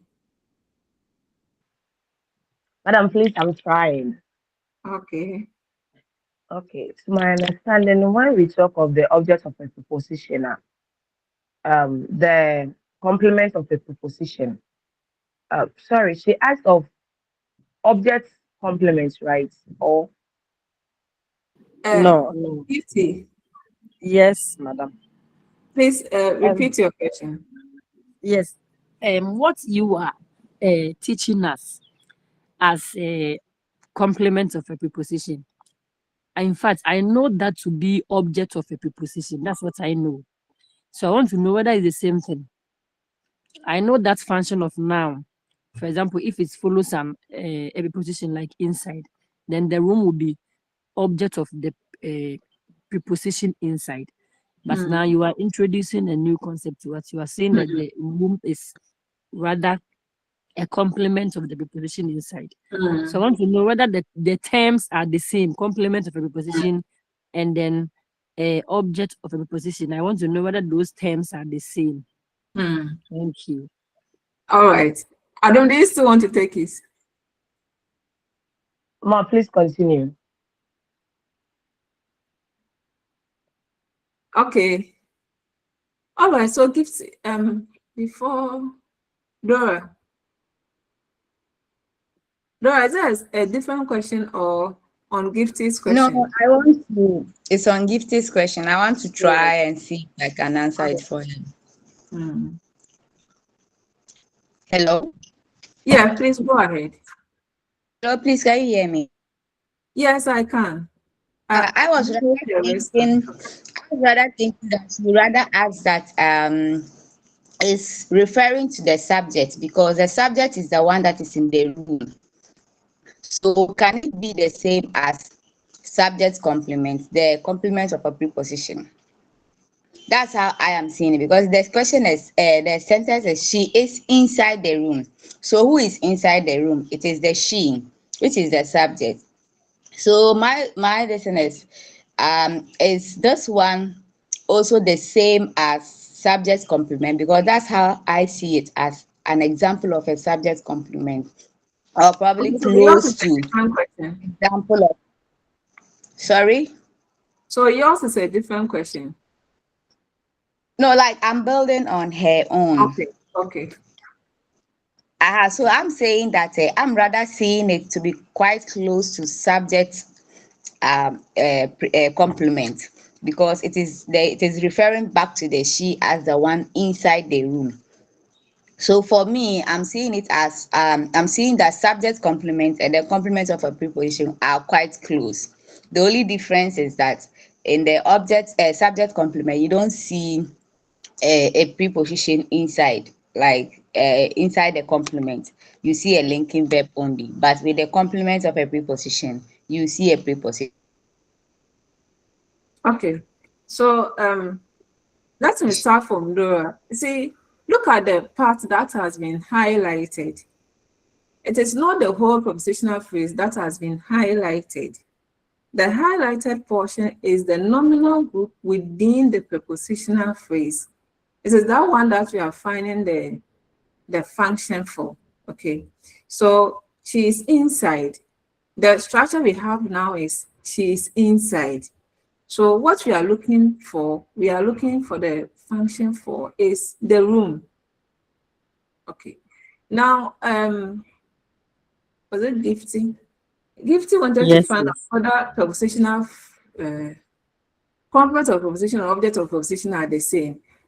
More or less, I would say yes, if that will make you get the concept. But you see that often object of the preposition, as we all know, it's should I say it's one of the traditional grammar concepts. You know, from last week we've seen a lot of concepts that we've seen as some of them, or should I say labeling, that we see that some of them belong to traditional grammar, some of them belong to functional grammar. So for you to understand what we are saying, now we say more or less, yes, the complement of a preposition is just like what we normally say, object of the preposition. But then, Dora, I will come back to you.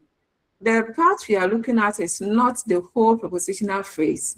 Okay, so we cannot say that the room here is more or less subject to the preposition, because subject complement, because we cannot say the room and she refer to the same thing. Remember that when you talk of complementing, and especially subject complements, mostly in most cases you realize that the item that is functioning as a complement, the nominal group that is functioning as a complement, will be the same as the nominal group that is function as a subject. They are our new teachers. They are our new teachers. We have they, we have are, and then we have our new teachers. Our new teachers is referring to they. In other words, our new teachers is the same as they. So in that case, our new teachers will say it's a complement. But in what we are looking at here, we cannot say the same thing is happening here. Okay. I think where the issue came from was you were taking it from inside. Even if we take it from inside, then it will rather be better to say complementing the verb than rather saying complementing the subject, because inside the house cannot be equal to she. I don't know if Dora is there. Yes, I'm there, madam. Okay. Well But understood. okay. Gift, I think it was Gifty's question that brought this one up. Gifty, is your question answered? Yes, please. Okay. Thank you. All right. So let's move on.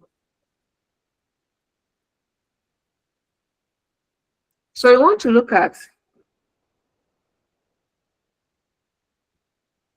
the verb group, the verbal group. Earlier, somebody asked a question about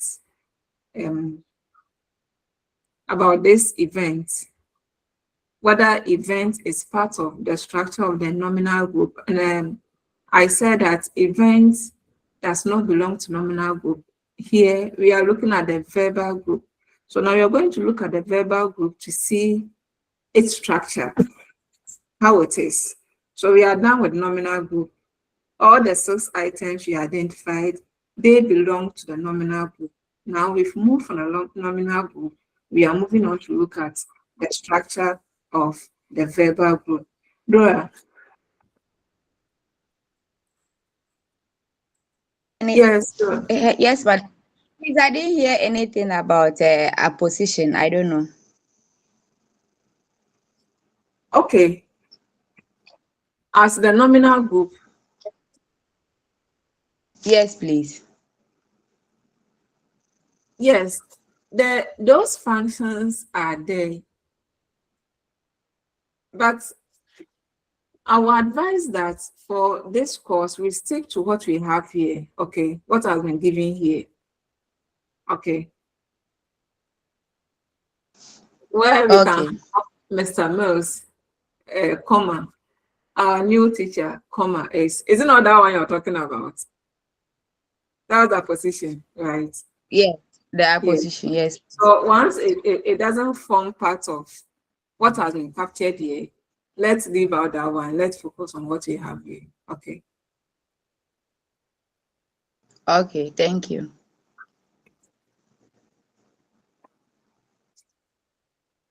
So let's look at the structure of the verb group or verbal group.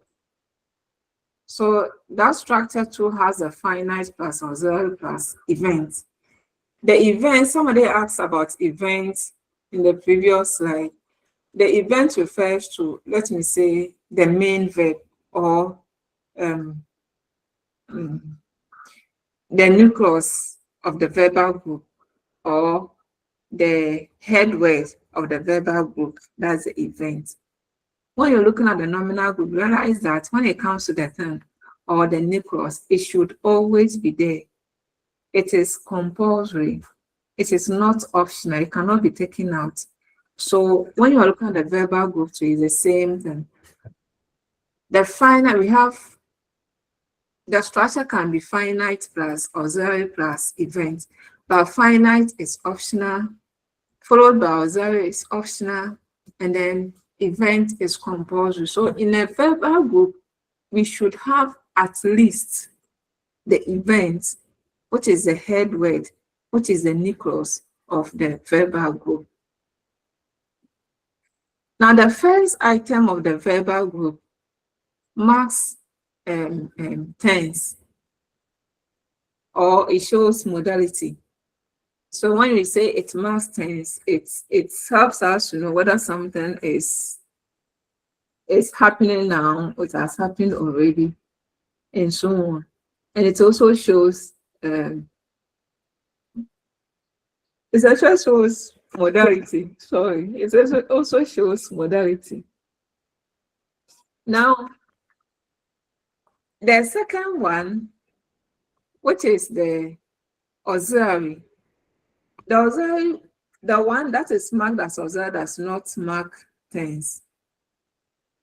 I believe when I say something marked tense, you understand that I've just explained it. So the verbal group normally has 3 elements. The first element that marks tense, followed by the second element that does not mark tense, but it often performs the auxiliary function. And then the third element, which is the compulsory element, which is the head of the verbal group.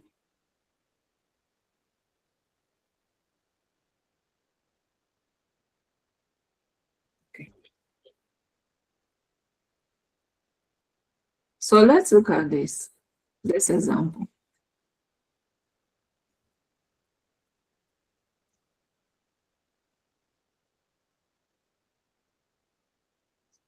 Remember we said that the verbal group has 3 elements. The first 2 elements are optional, but the last element is compulsory. And of the first 2 elements, we said the first one marks tense, the second one does not.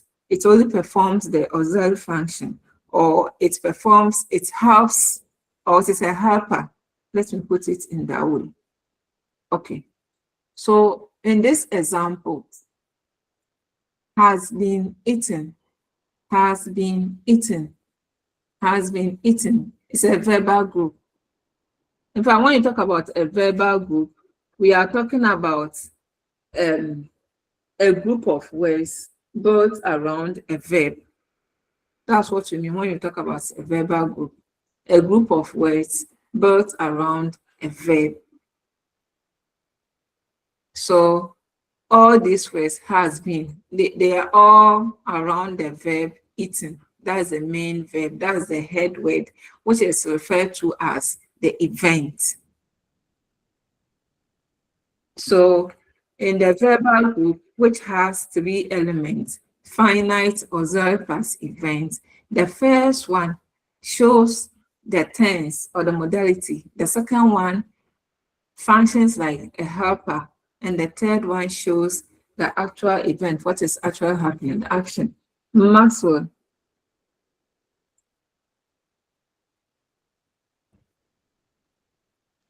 Yeah, Max. I wanted to ask a question, but you have clarified that one, so let's move on. All right. Okay. So we have had, okay, our first brain has been eaten already. So has is a pre-modifier, been is a pre-modifier, and then eating is a head word. Has is auxiliary, being is auxiliary, eating is a lexical word. So over here, has is showing us the tense, the tense, and then being is just helping.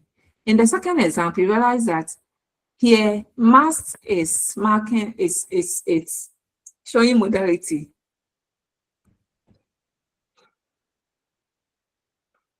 And when you talk of tense, we are talking about whether something is present or past. But then when you talk about modality, we are looking at whether something is possible or something is necessary or something is allowed or something. That is modality. And these are often realized in the first item of the verb group or the verbal group. So in this case, has and must are the finite verbs, whereas has is marking tense, must is marking modality, and then we have been and have playing the helper role, and then playing the helper role, and then eating in both cases are the main words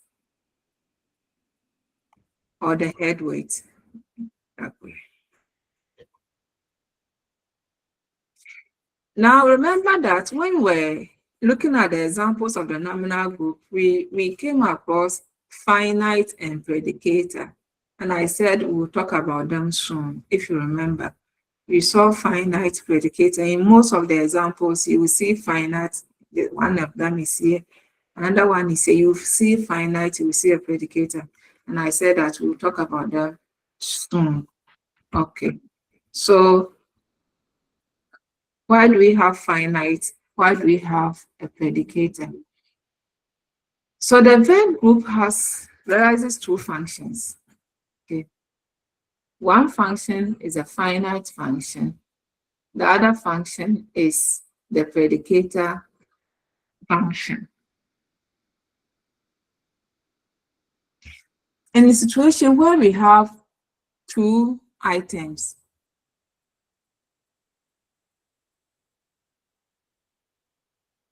forming the verbal group,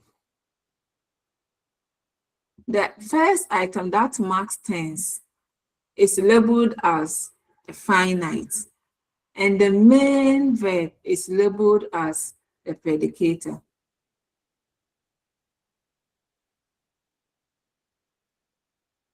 I explained finite earlier as the one that is marking tense. That is showing whether something is present or past. So in the case where we have the finite plus another verb or plus the head word, the one that marks tense is labeled as is performing the finite function, whilst the other one is for performing the predicator function. But there can be a situation where there is only one verb in the clause. We will talk about that one very soon. Thomas, is it Thomas? Yes, madam. Please, madam, I need some clarification here. When you look at the examples that we looked at earlier, we have something like has been eaten, and the has is considered as finite. But in actual fact, has can also be considered as an auxiliary verb. I don't know, I need some kind of clarification on why it is finite. You have explained earlier that because the finite normally marks tense. That is understood, but I need some clarification because looking at them, they are all auxiliary verbs, but the classification here where one is finite and where one is auxiliary. I need some more education on that. Okay. So yes, has can be an auxiliary depending on where it is found. Remember that I said that when you are talking about the finite functions, in fact, the verbs that perform the finite function, in fact, normally, general, let me just put it in this way. In general sense, English normally puts the tense on the verb that is beginning the verb phrase. That's in the general sense. In the general sense, the verb that is beginning the verb phrase often helps to realize the tense. Okay, so in this example, has is the first element of the verb phrase. And has, because it's coming as a first element, it is the one that is realizing the finite function.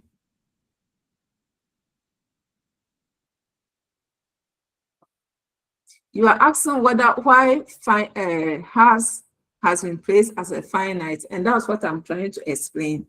That in the generally, where we have when we have a verbal group, the first element of the verbal group normally marks tense. And in this case, has is the first element. And so that's why we are labeling it as a finite verb here, because it is marking tense and because of where it finds itself.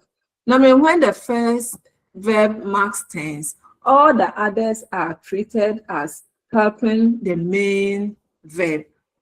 Okay, when we have about 4 verbs in succession, normally we will put the tense that the first verb will mark the tense. The 2 in the middle will be helpers to the last one, which will be the main verb. So it's for that reason that has here is being classified as a finite verb and not auxiliary verb. Thomas, hey, wait, don't want to ask the question. Yes, madam, it's well understood. Thank you very much. All right.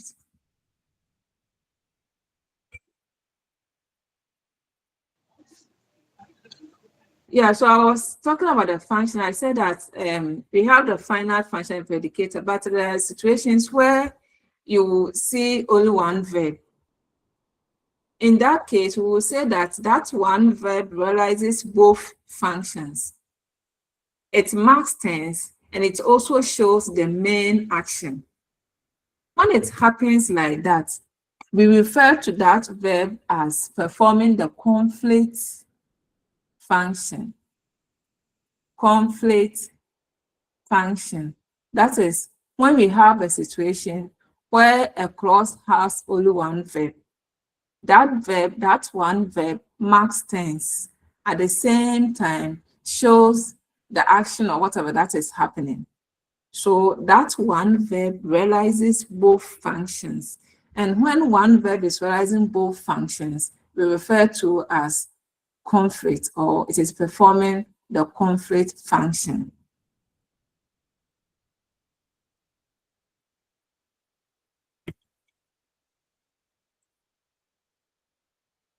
So look at this clause.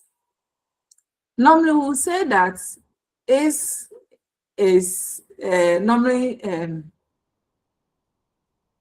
seen as an auxiliary verb. But when you look at this clause, you realize that is the only verb that is in this clause, which means that in this particular clause, is no longer serving the auxiliary function. Because before you say that a verb is serving the auxiliary function, it means there's another verb which that verb is helping. If we say that is an auxiliary verb, it means that there should be another verb, usually a main verb that this verb is helping. But in this case, is as a verb is there alone. There's no verb to which we will say that is helping. Therefore, in this clause, is functioning as a main verb. It is a linking verb. Please, am I clear on this? Okay. Yes, madam. All right. So in this case too, is performing the final at the same time predicator, and so it is performing the conflict function because it is realizing both functions.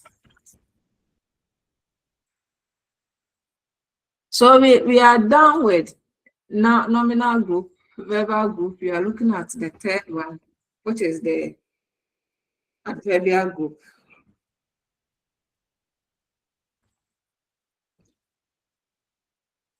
So adverbial group is a group that has an adverb as its.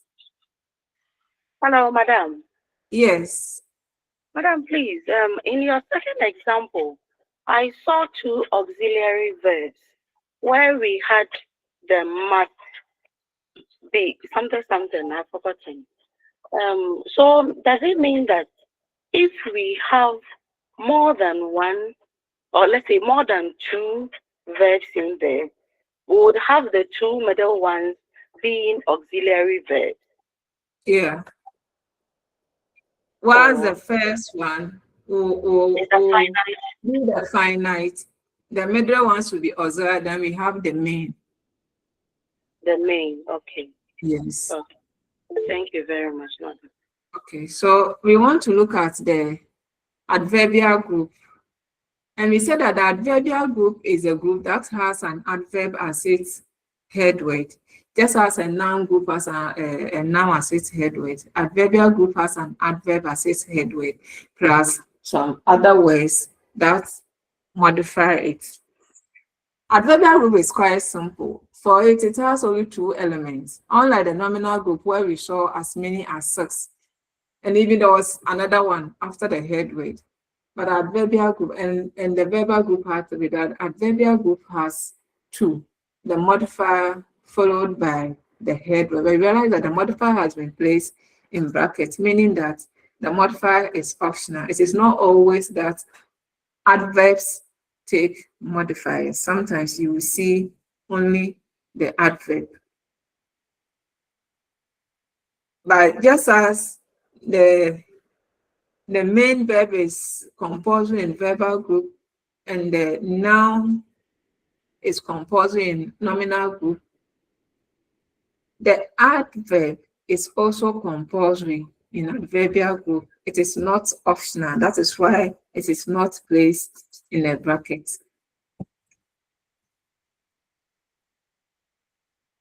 So we don't have many modifiers in adverbial group anyway. So when you look at this one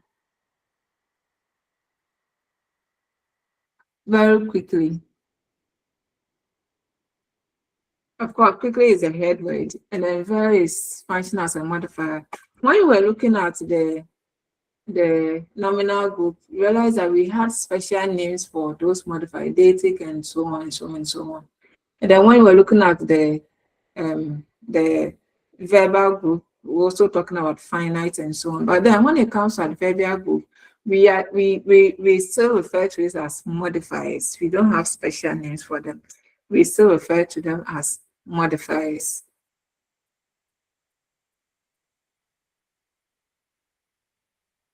So you normally find a modifier plus the head word or the head word alone.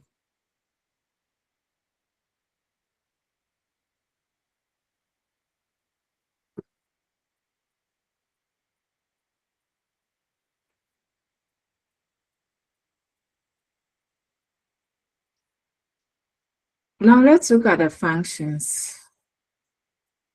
You know, adverbs mark time, manner, and so on. Let's look at some of the functions that adverbial groups can perform. The first one we want to look at is subject.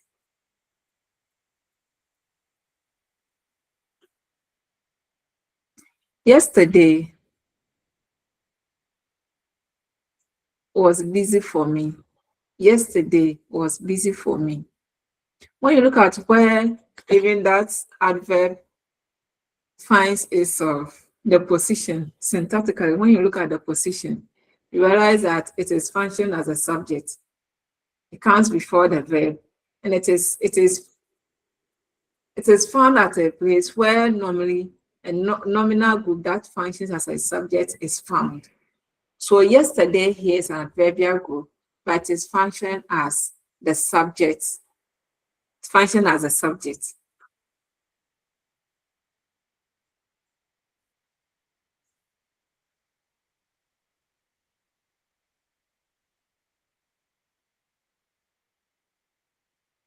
So bringing verbal group in here, look at the verb was. Was.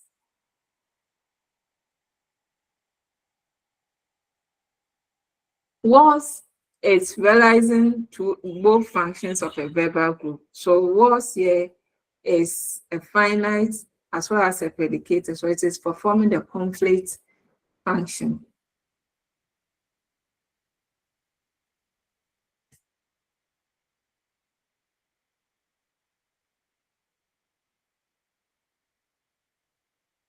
Now there is agents. We'll be talking more about agents verbs, I think, in the next slide also. I don't. Mom, please, I'm looking at the was and busy. Please, isn't busy in a way as a verb or what? Okay, is busy a verb? That was a question. Yes, please. Is busy a verb? Or it's a noun. It's a noun, right? What do the others think? Busy. It's not a verb, it's a noun. It's a noun, okay. Thank you. This is a noun, the state of being, the condition.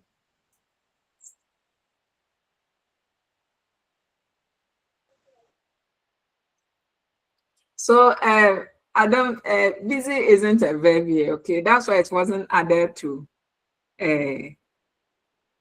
was as a verbal group. It was separated from was because it is not. Okay, ma'am. It is easy to label it as a verb, especially when you find it in certain contexts. But it is actually not a verb. So you realize that in classifying them, we have yesterday as adverbial group, was as a verbal group, busy as a nominal group, for me as a prepositional phrase.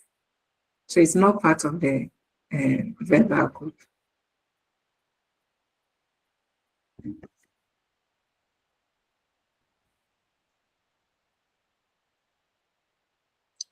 Now, Okay, the main function. Madam. Yes, Susie. Please, a situation where you have a sentence like, yesterday must be a busy day.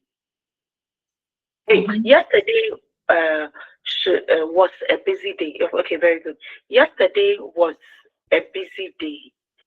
Over here, we realize that because the busy is having an article A, it explains that it's a noun. But here, I don't know, I'm seeing it to be somehow like adjective. Okay, it's also modifying a noun, so is that a reason why we are saying it's a nominal? It's in a nominal group because yesterday was busy for me. So yesterday, I think it is describing how busy yesterday was. So does it mean because it's talking about the subject or it's telling the state of being of yesterday, that makes it a nominal group? So where will you classify it?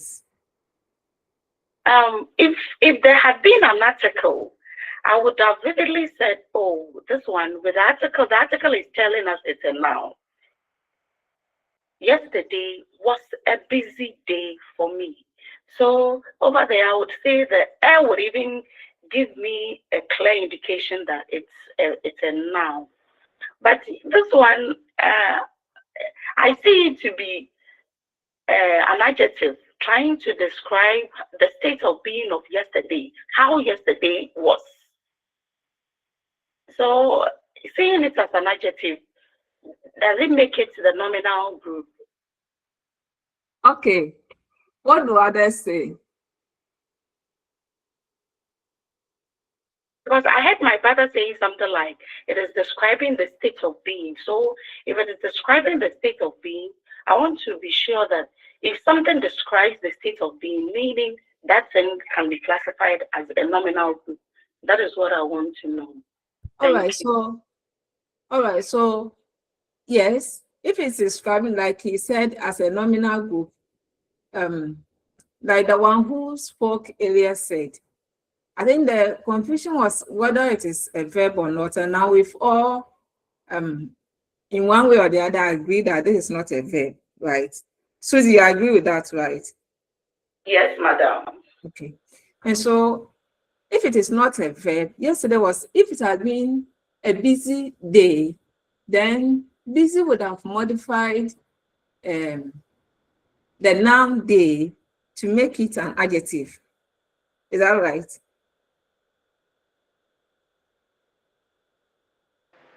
Yes.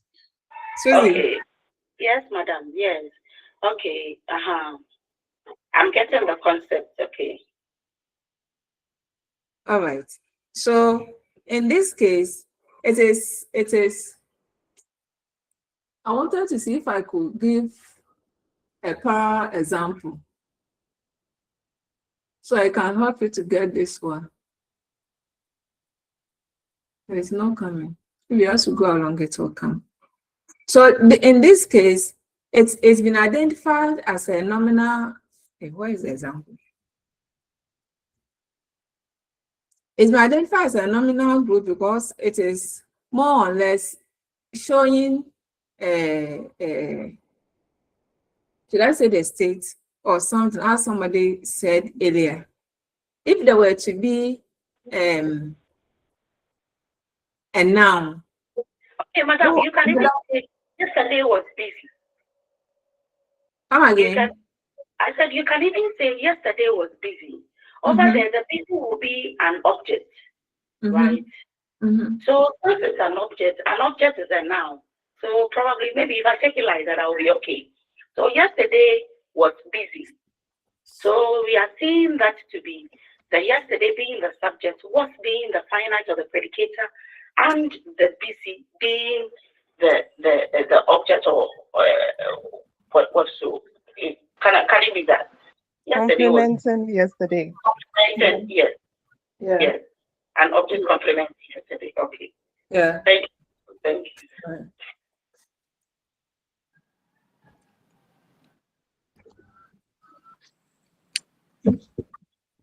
Okay.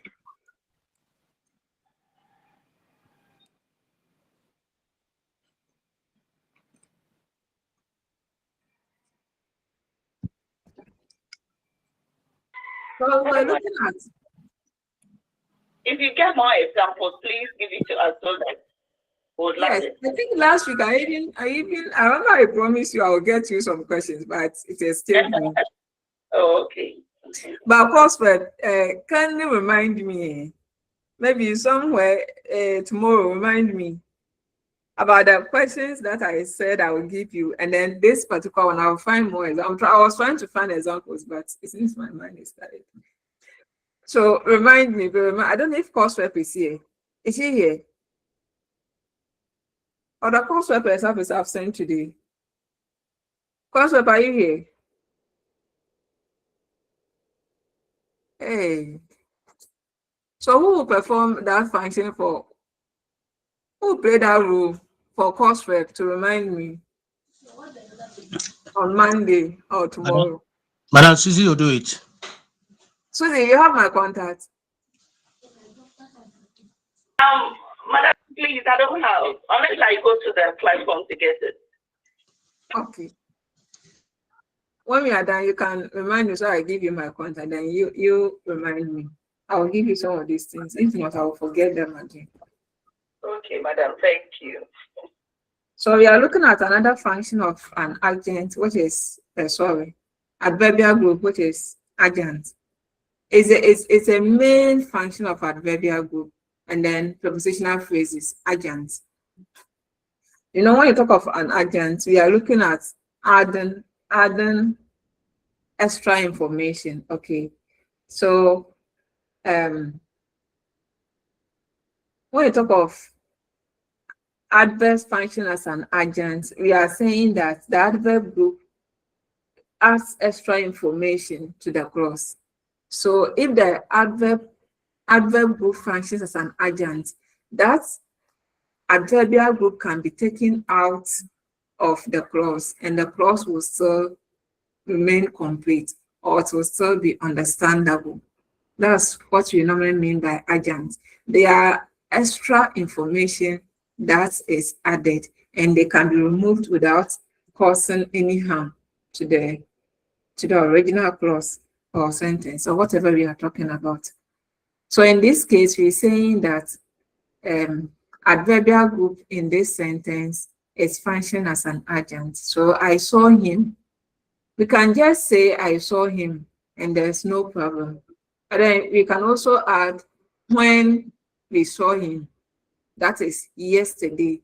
So in this case, the adverbial group yesterday is functioning as an agent here. And I've already said that when something functions as an agent, it means that that thing or that group or whatever can be removed from the structure or from the clause, and it's so the clause will still remain meaningful. So in this case, I saw him yesterday. I saw him yesterday. Yesterday could just be removed, and we can still have I saw him. And so yesterday here it's performing, or it is functioning as an agent. So I is a nominal group, or I is a pronoun belonging to the nominal group. Saw is a verb belonging to the verbal group. Him is a pronoun belonging to the nominal group. And then yesterday is an adverb belonging to the adverbial group.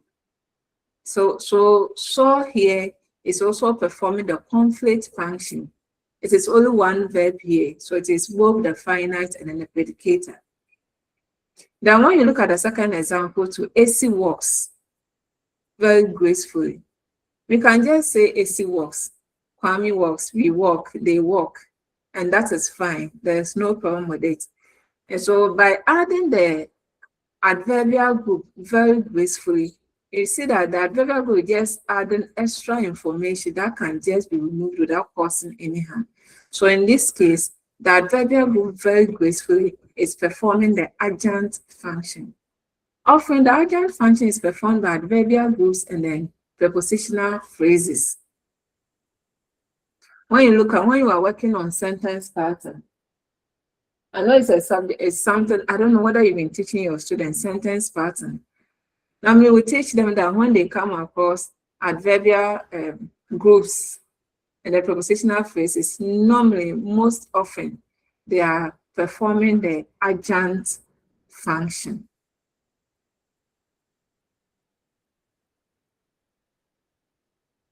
When it comes to adjuncts, there are types. There are 4 different types of adjuncts.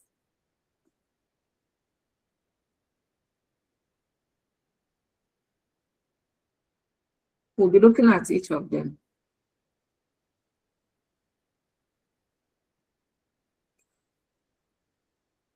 We have circumstantial adjuncts, mood adjuncts, comment adjuncts, and then conjunctive adjuncts.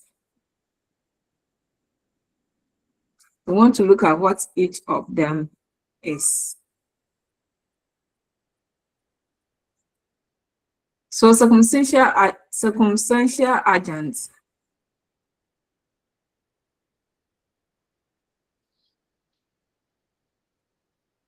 So they indicate circumstances associated with the process represented by the clause. In other words, when you talk of circumstantial adjuncts or circumstantial adjuncts, we are talking about the adjunct that tell us the circumstances surrounding the action. So they will usually answer questions like why, where, how often, when, how. So those questions, the adjuncts that answer these questions are often the adjunct that tell us the circumstances surrounding the action itself, okay? So we have an example like she spoke clearly. How? How did she speak? She spoke clearly. She walked home. Where did she walk to? Home. I saw them yesterday. When did I see them? Yesterday. So circumstantial adjuncts will normally answer questions about where, when, how, and so on. Then we have the mood adjuncts. Mood adjuncts. So for mood adjuncts, they indicate attitude, modality, or temporal meaning. In other words, when you are looking at mood adjuncts, you are looking at how the speaker's attitude, towards what is being said. So mood adjuncts can help us to see whether the speaker is certain about something or the intensity of something or the usuality of something. They are all mood adjuncts. Mood adjuncts are also referred to as subjuncts. Subjuncts. So I really can't believe a word he says. I really can't believe a word he says. So here the speaker tells us how they feel about what the person says. It shows the speaker's attitude towards it. She was certainly in need of help. The speaker is so sure that the person was in need of help. So the mood adjunct will tell us the speaker's attitude towards what is being said. And like I said, they are also referred to as subjuncts.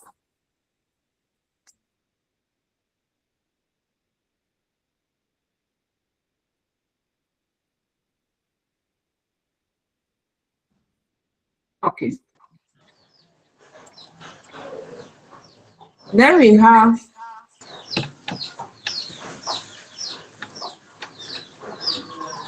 Evan, can you mute for us, please?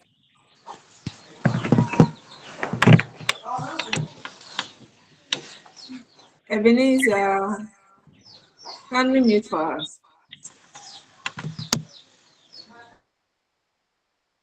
Thank you. Then we have comments agents.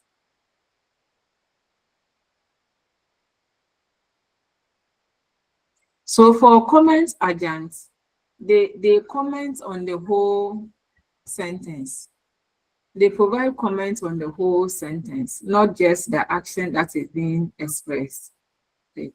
They tell us, and they come in two types actually.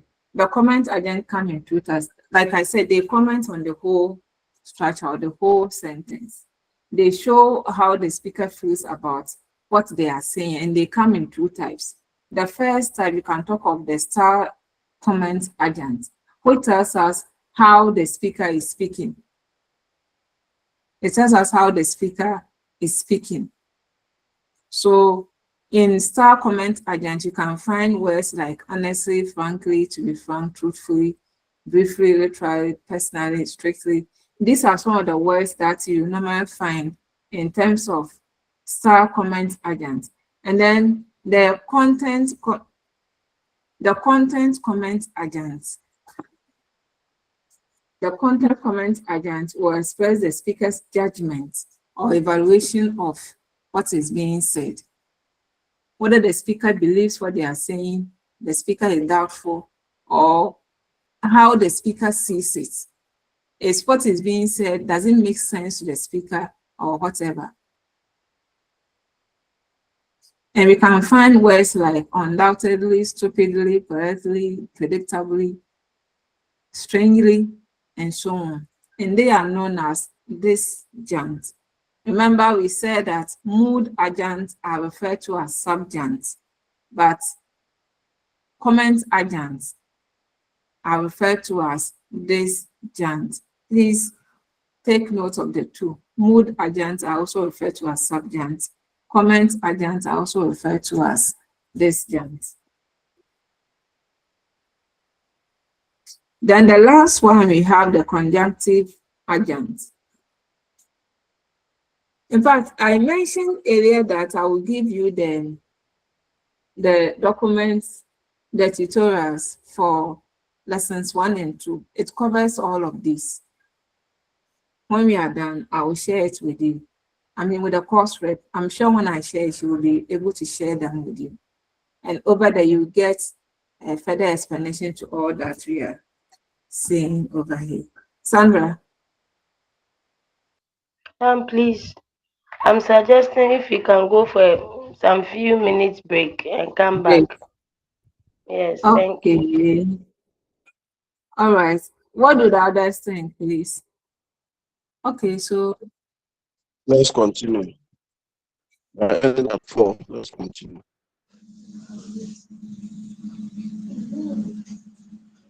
Actually, we should have gone for a break at group 1.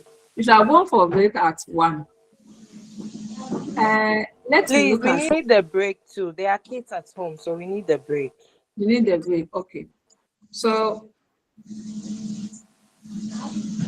okay. Yes, others are saying they need a break. So let me finish the agents. We are done. And then when we come back, we come and continue from the prepositional phrase. Okay. So the agents, we are just looking at the functions of that adverbial group. And here they can function as a prepositional complement. So the baby has been crying since.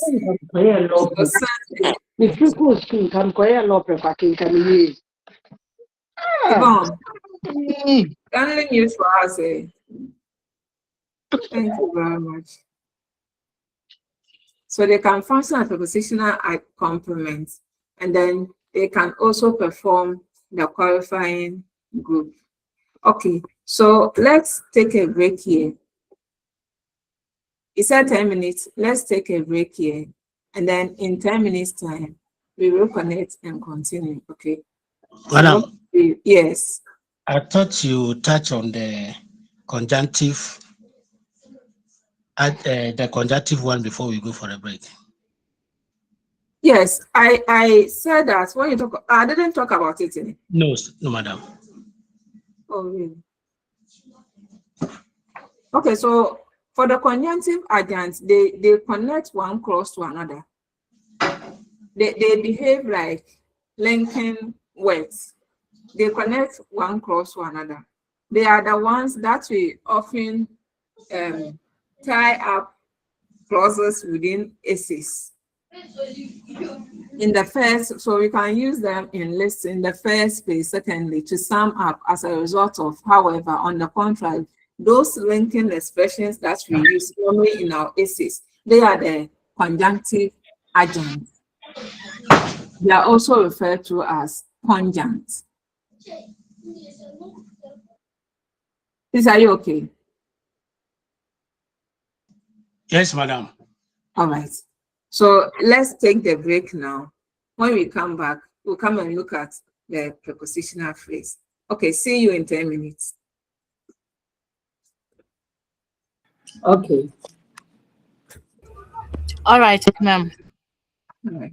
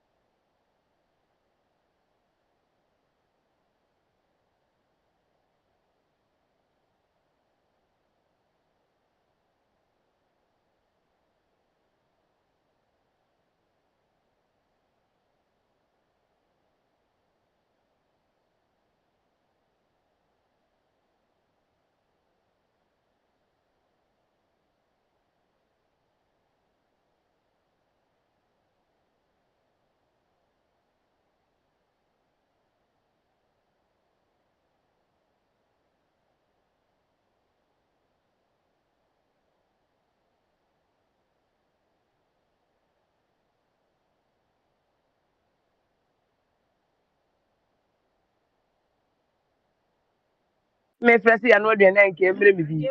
Ɛhɔ so ka akɔ no aduane. Aso de. Sɛ me dem di.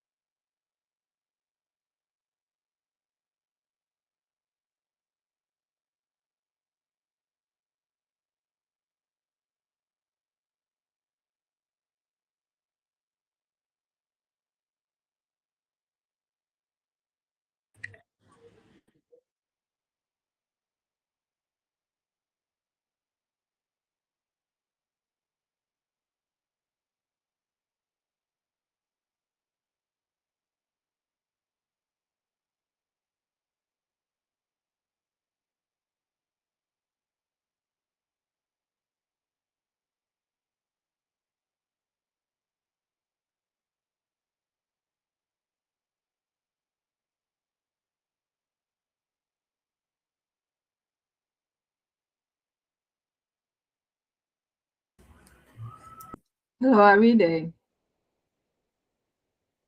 Are we back? Yes. Yes, please. Okay. You're welcome back. Thank you. Thank you.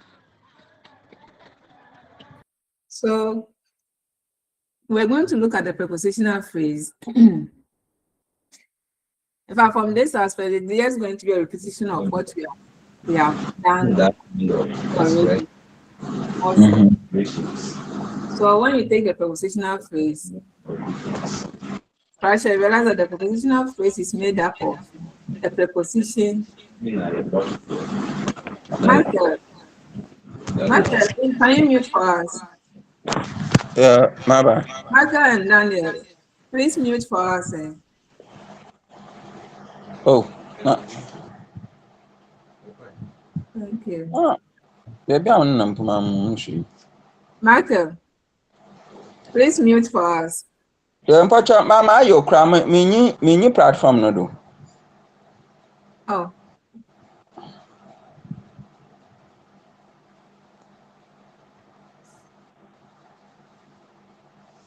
Okay. That's my slide.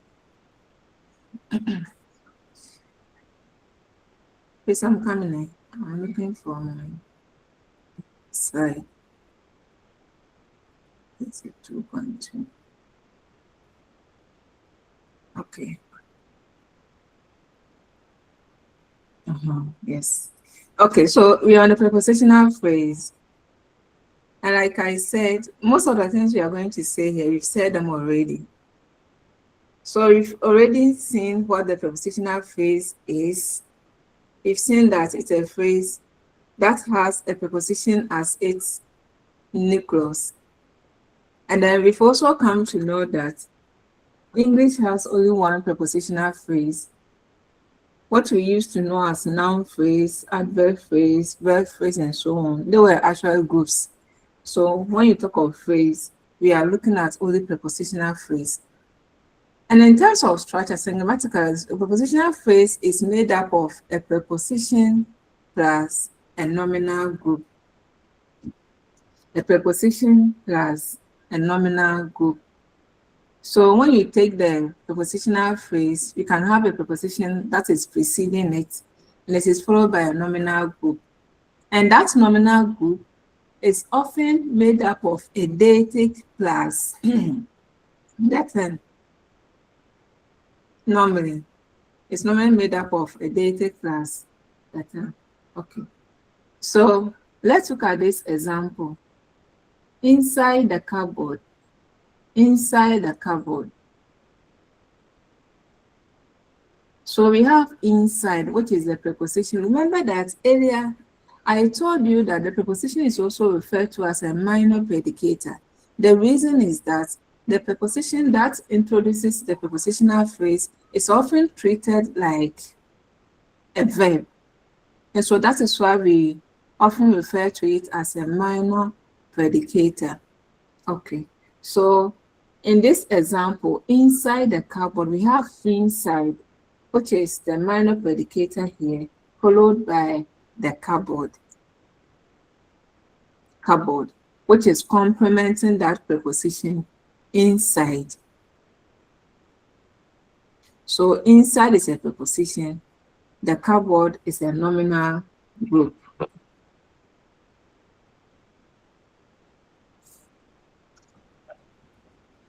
Stop.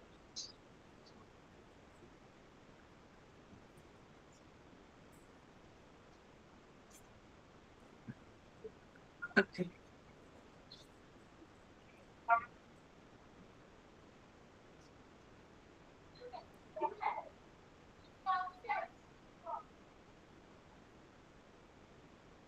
So let's look at the function.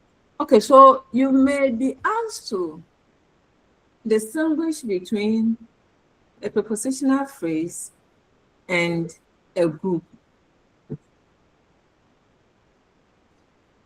What will be your answer if you are asked to do something like that? Distinguish between a phrase and a group, not a prepositional phrase, a phrase and a group. What will you say?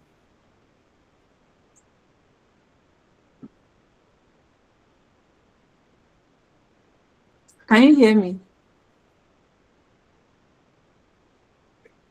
It's my network bad. Yes, madam, we can hear you. Madam, we Okay. can hear you. So let's say you go to the exams room and that's the question there and the question paper. Distinguish between a group and a phrase. Maxwell.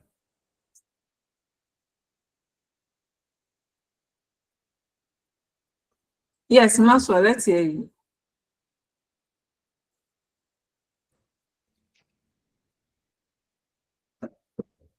Max.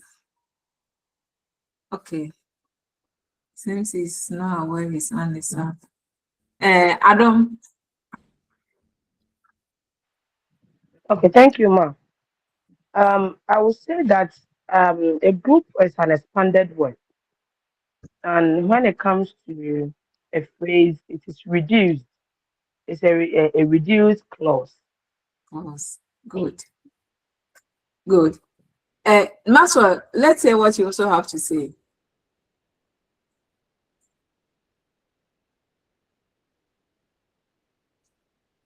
Okay, probably he's not aware his hand is up. Okay, so after giving this explanation, don't forget to back it up with examples. That is very important when it comes to grammar. Examples, very important. Okay. So let's move on to look at functions of a prepositional phrase. Kofi.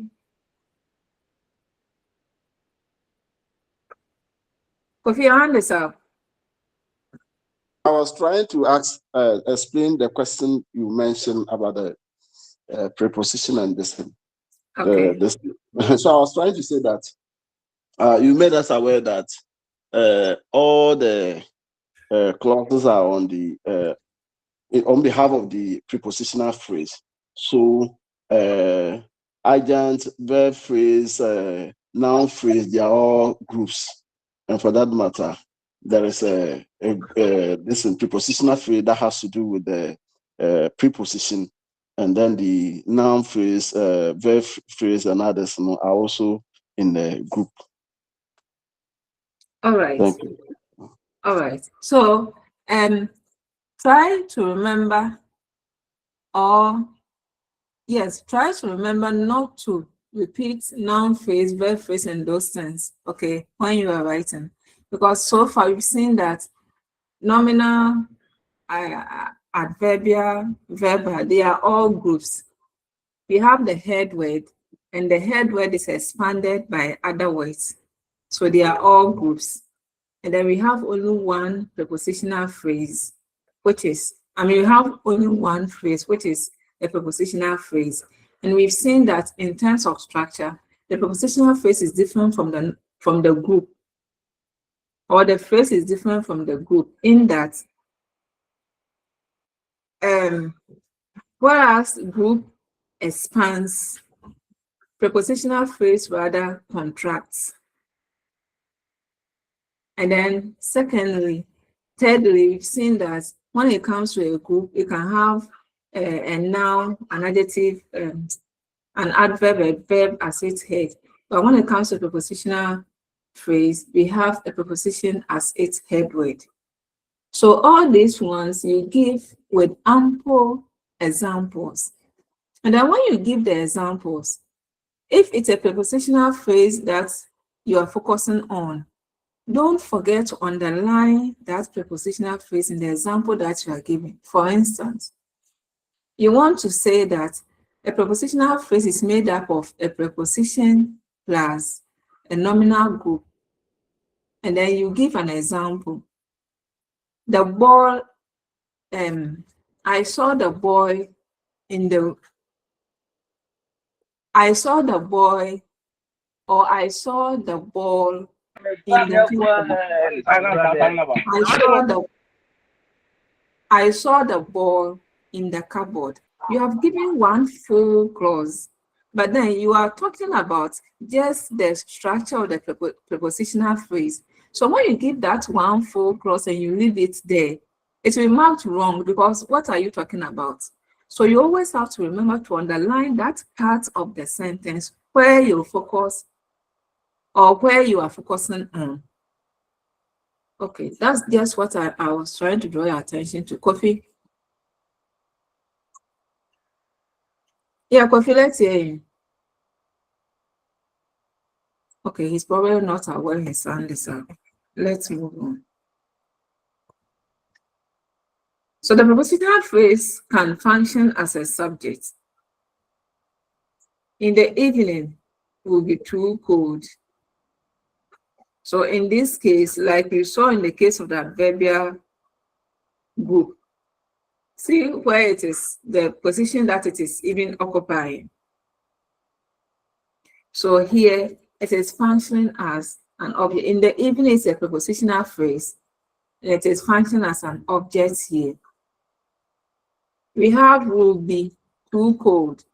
So will is finite, be is predicator. So this time we don't have only one verb. So I will say that that one verb is both finite and predicator. We have two of them there. Then too cold is complement. Too cold is complement because complements too cold is referring to the evening. And remember when we were looking at adverbial group, I said that normally adverbial groups and prepositional phrases perform the adjunct function.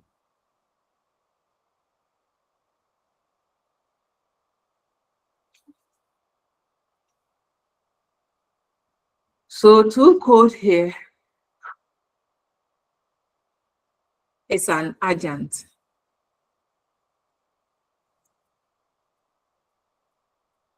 Then we have prepositional phrase function as a complement. Those young girls are from Holy Child. Those young girls are from Holy Child. So from Holy Child is referring to which people are from Holy Child. We are looking at those young girls. So the two expressions are referring to the same person or the same group. So here, the prepositional phrase from Holy Child is performing the complement function. What kind of complement? Subject complement.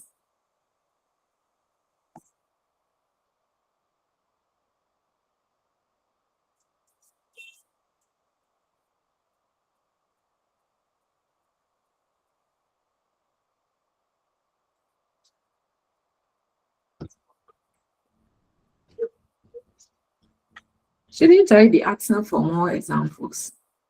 No. Let's ask for more examples. At least one example in each case. I'm taking you back to the subject.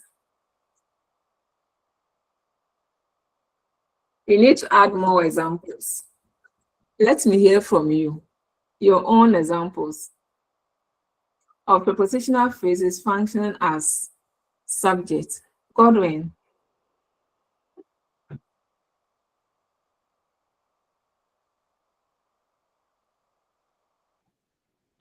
Yeah.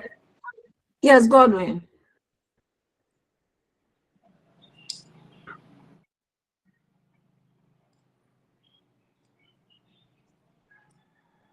Godwin, we are listening. Okay, let's go to gifting. Okay, so under the bed is an old key. Under the bed is an old key. Good. Let's take one more.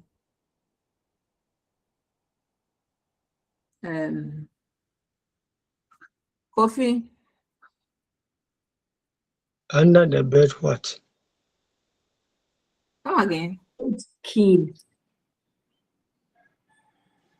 You said?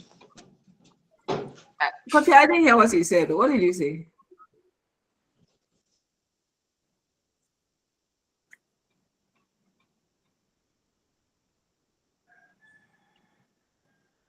Hello. Eva. Yes, madam, let me try this. Inside the room is where we are going. Good. Good. So under the bed is an old key. Okay, that's good.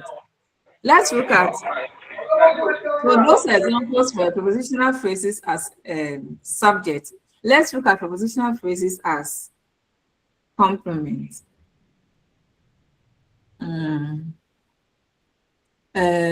Eva. Oh, madam, sorry, that was the first one. All right. Prepositional phrases as complements.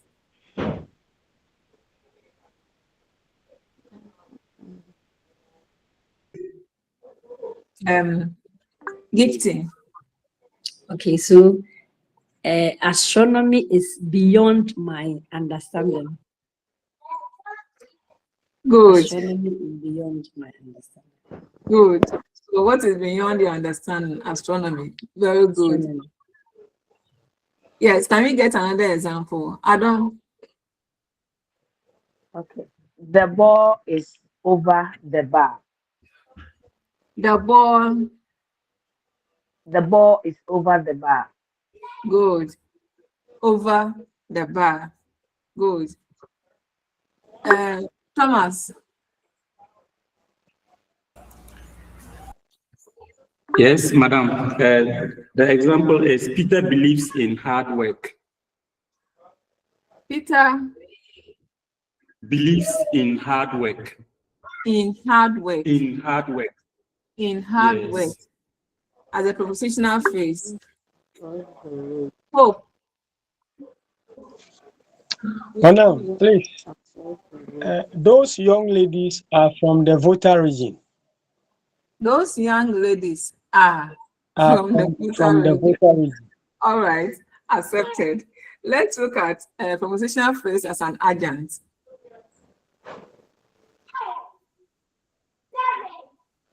So remember, as an adjunct, they can be taken out of the structure, and the structure will still be complete. It will still make sense. If it's an adjunct, it's just adding extra information. You see, okay, he's gone. Hope. Hey. Oh, it's very madam. Yes. Who's gifting? Okay, so I prepared some food for the visitors. I prepared some food for the visitors. I prepared some food for the visitors. Okay, so I prepared some food. That makes full sense. Okay. Al Hassan. It's the first time I've seen Al Hassan. Madam, the teacher has been writing on the board. On the board is the adjunct. Is the adjunct? Yes, please. Okay, so on the board is a prepositional phrase. Okay, let's take let me see a new one. Al Hassan, was it the one who just spoke? Yes, please. Which other name one? Deborah. Madam, they had a fight during the meeting. So you can have they had a fight. Yeah. Then during the meeting as a prepositional phrase. I Yes. hope you are keeping all of this as part of your notes. The examples are many. Let's move. We have one more lesson to cover. Okay, so let's move. The prepositional phrases can also function as a qualifier. Remember when we were looking at the structure of a nominal group, we saw that after the dative, post-dative, numerative, what comes first? What comes next?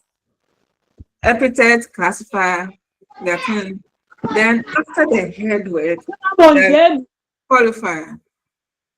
After the head word, there's qualifier. And I said that prepositional phrases can function as qualifiers. Even clauses can function as qualifiers. So now we are looking at a situation where a prepositional phrase comes after a word or comes after, should I say, a group to modify the head word or something like that. So we have the boy in red shirt. the boy in red shirt. So over here, there is dated, boy is 10, and in red shirt becomes the qualifier over here. Of course, there is a determiner, boy is a noun, and then in red shirt is a prepositional phrase. Okay. Then let me give another example. The bluebird on the big tree. The bluebird on the big tree. Which has a prepositional phrase in what I've just said?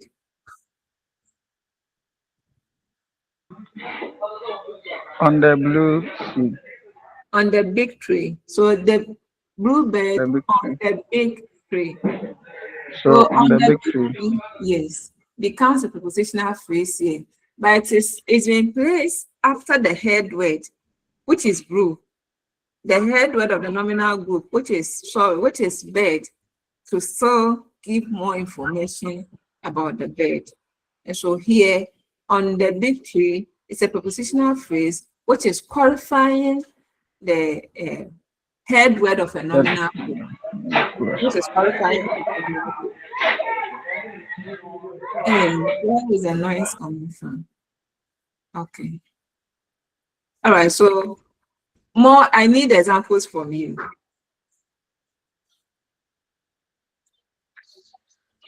Of a prepositional phrase functioning as a qualifier. Thomas. The lady from Bolga.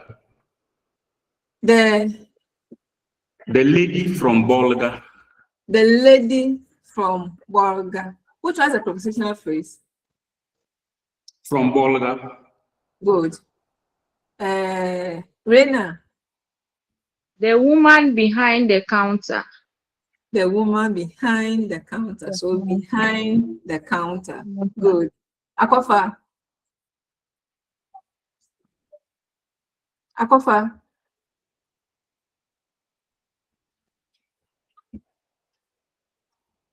Akofa. Okay. Gifty. Yes, madam. Okay, the Madam, birds please, on the tree. The birds on the tree. On the tree. The birds on the tree. Tree. Okay. On the tree. Okay. Akofa, let's hear you. Yeah, the mansion on the left. Good. On the left is the prepositional phrase. Good. Well done, all of you. Okay. So far in this lesson, Hope. The man in the blue shirts. Come again. So the man in the blue shirt. In the blue shirt. Okay. Yes. So in the blue shirt is the prepositional phrase. Good. So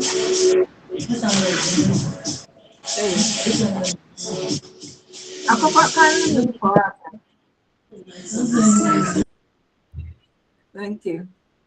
So far in this lesson, we've talked about the nominal group, we've talked about adverbial group, we've talked about prepositional phrases, we've talked about verbal group. These are some questions for you. Please, like I keep saying, on our last meeting, we'll be going through all this once more. But then I'll be expecting that you would have answered them. So when we meet, it will just be fast, except where there are issues. Then we pause and look at them. So try and then answer these questions. So we want to look at the last part of the lesson. That isn't so much. We'll finish very soon.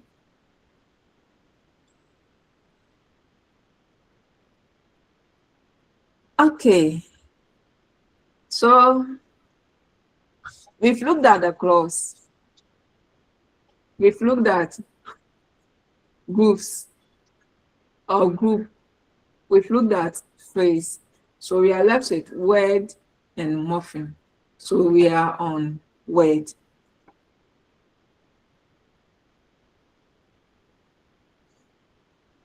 So in this lesson will be about word. So we'll be defining what a word is. We'll look at the classes of words, and then we'll look at how we can classify words or how we can identify their classes. So by the end of this lesson, we are expecting that you'll be able to define the term word as a grammatical unit. You'll be able to explain the characteristics of major and minor word classes. And then you'll be able to identify classes of words in given sentences, and then discuss the criteria used in identifying word classes. It seems your slide has not changed.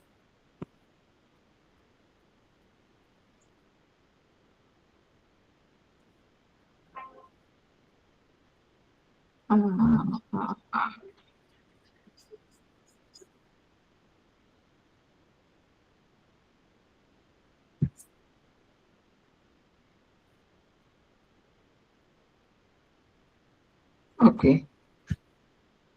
All right. So I was talking about the last part of the lesson going to be about word. We look at the major and minor classes of word and criteria for identifying them. And then when we are done, ask yourself whether you'll be able to explain or define the term word as a grammatical unit, explain the characteristics of major word classes and minor word classes in English, and then you identify the classes of words in given sentences and discuss the criteria used in identifying word classes. Reading lists. These are the keywords you will come across.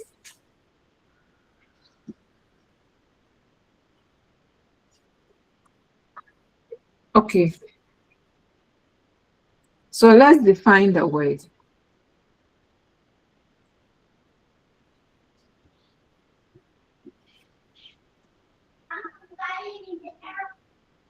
When you were defining clause, we looked at it in terms of its position on the, we looked at it in two ways, in terms of its position on the rank scale and then its structure. When you were defining phrase and group, we did the same. So in defining the word, we'll first look at it in terms of its position on the rank scale.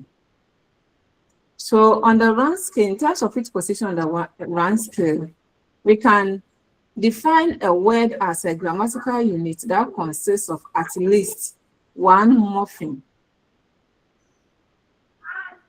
and serves as a constituent of the group or phrase.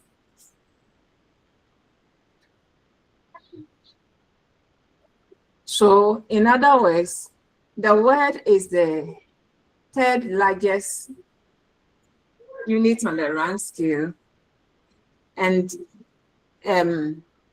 it consists of at least a morpheme, and then it's also a constituent of the group or a phrase.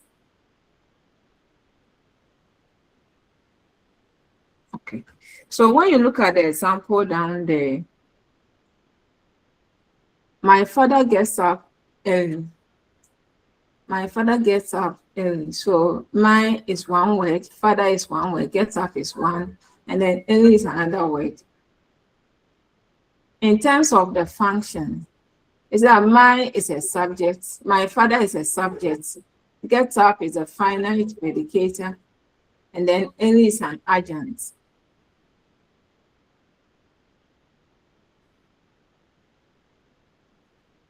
Akofa?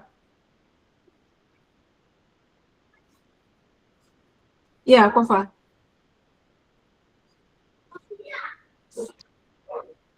Akofa, let's hear you. Okay, let's go on.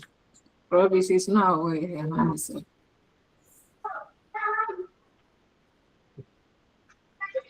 So when you look at this, when you take the first nominal group, my father, look at the structure of the first nominal group, my father. So we have the deictic there, which is my, and then the thing there, which is father. The deictic is made of a determiner, and then the thing is made of a noun. Then we have get up, which is a verbal group, which is the event, and then the verb. And then in terms of early,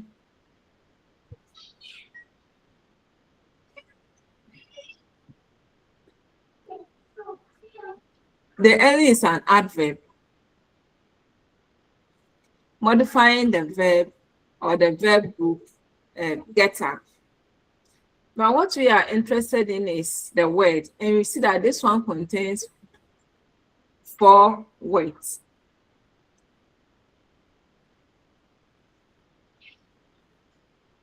Aside the rank scale, aside defining the word based on the rank scale, there are other definitions of words that have been given, several of them. Some of them have been listed here. According to Sapper 1921, page 34, word is the smallest completely satisfying bit of isolated meaning into which the sentence resolves itself. So it looks at word as the smallest completely satisfying isolated meaning, the smallest unit that has meaning.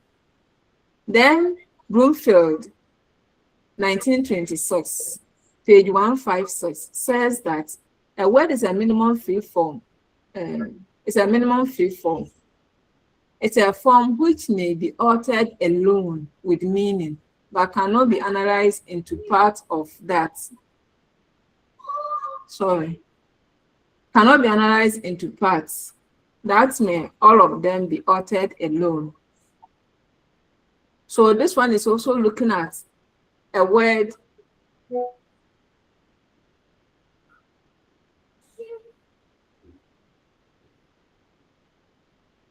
a minimum free form is, So this one is also looking at the form of a word, whether it can stand alone as a unit that can stand alone, and then as to whether it can be divided into various parts or analyzed into various parts. And then we still have Taylor, who said that word is the most basic of all linguistic units. Then past formats 2023, this one is more current. It says that a word is a free morph, a critic, a root, or a compound. So all these are various definitions of words that have been given. So if I ask what a word is, in addition to define it according to its position on the rank scale, you should be able to give any of these definitions. Now let's look at Hafermat's definition. A word is a free morph. It's a morpheme, but it can stand on its own. Free morpheme. It can stand on its own to make meaning. It's a critic. When we say it's a critic, it's an element that is added to a word. The element cannot stand on its own. It is understandable, but it cannot stand on its own. Something like the contracted form of she is. Maxwell.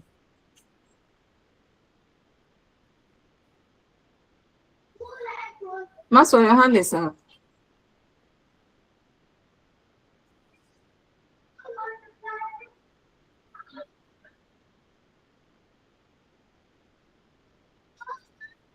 Okay, maybe Maxwell. Maxwell, if you are talking, we can't hear you. Because I've seen that you're muted. Okay, let's go.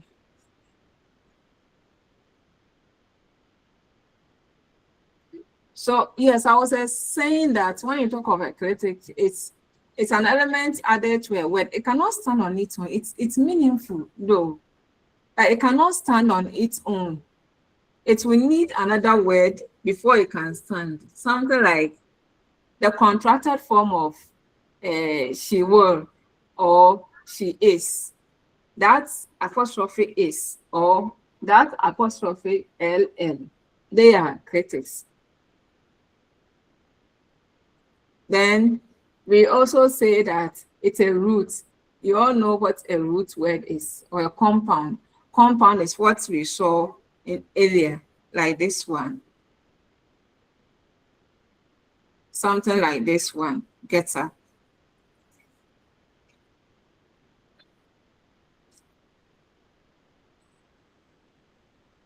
So looking at all the definitions that have been given, a common ground can be established as follows. That when you talk of a word, that a word is a free morph, or it has a free form, that is, it can stand on its own. It's a critic, like I've explained earlier, and then it's a compound. All these ones I've explained earlier. So putting all the definitions together, these are what can be said about a word.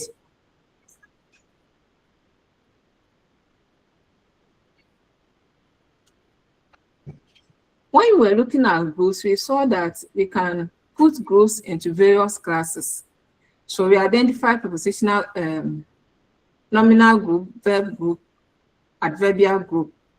And then we also identify one class of phrase, that is prepositional phrase.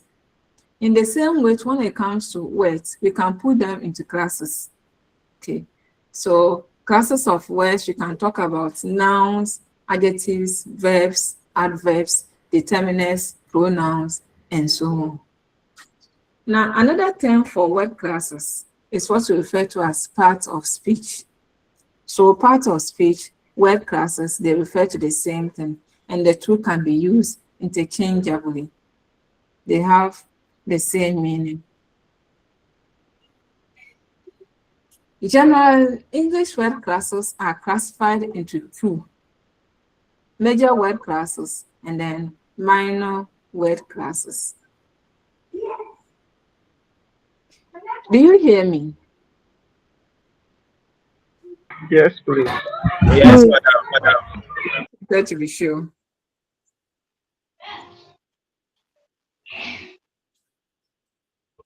Now let's look at major word classes. They are also known as open word classes. They are also known as open word classes. Open word classes because they are open to allow more members to join. When a door is open, people can enter. So open word classes, they are open for more members to join. So day in and day out, new words can be formed. New open word words that belong to the open word classes can be formed through various word formation processes, like borrowing, like accusation, like compounding, like reduplicating, and so on. Through all these word formation processes, we can form new words to join the open or the major word classes.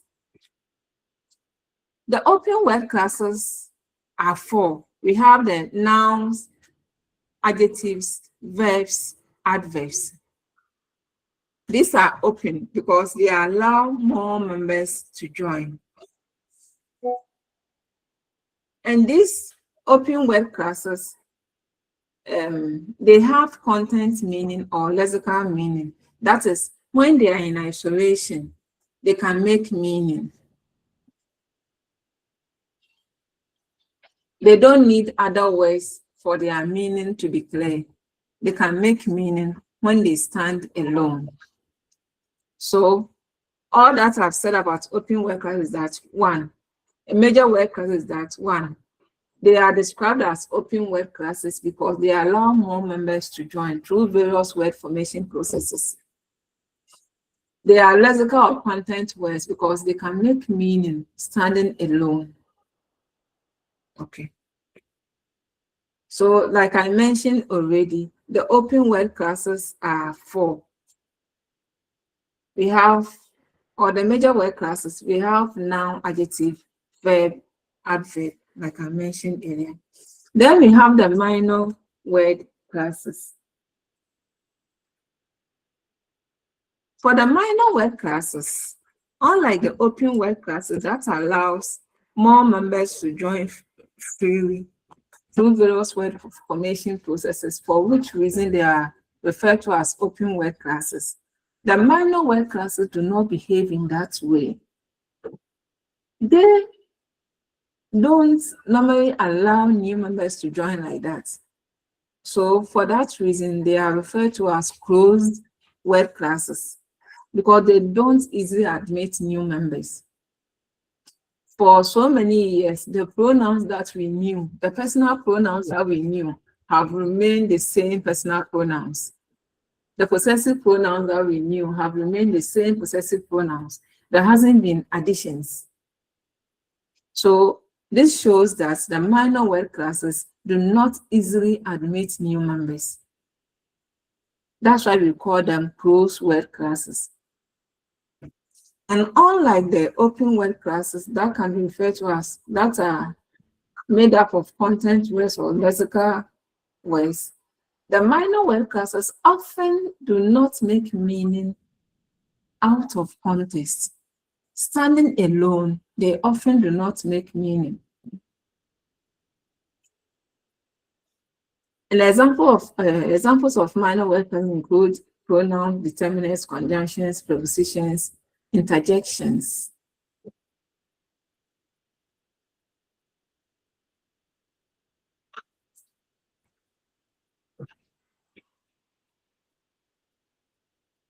Okay.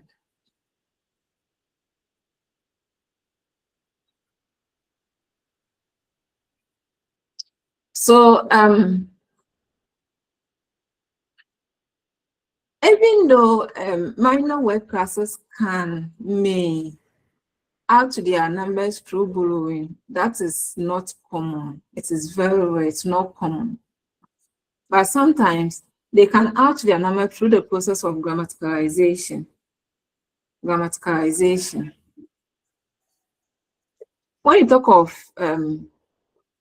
grammaticalization, we are talking about a situation where a word that's used to have content meaning loses part of its meaning to become more of a grammatical word, or becomes more of a helper. Let's put it in that way. A word may at first have full meaning, but then as time goes on, it sheds off part of that full meaning, that independent meaning, to take up a meaning that makes it more of being dependent on other forms. Let me give this example as has been given here. So let's take a word like will. W-I-L-L.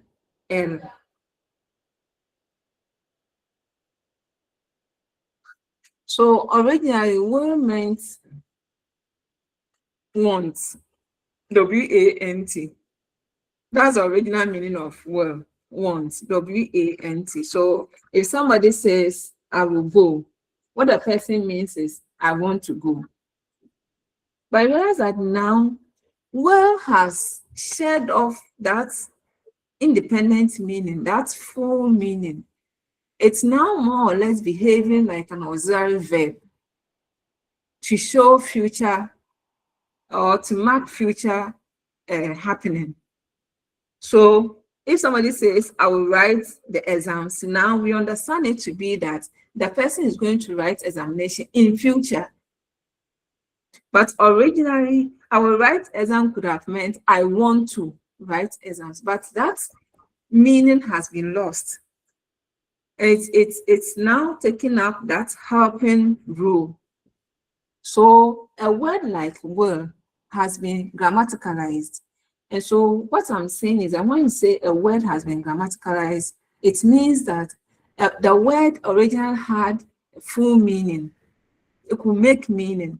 But then as time went on, the word shed off its independent meaning.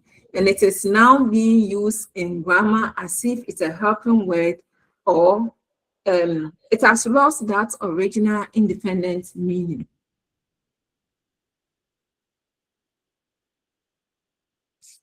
Let's look at the other word,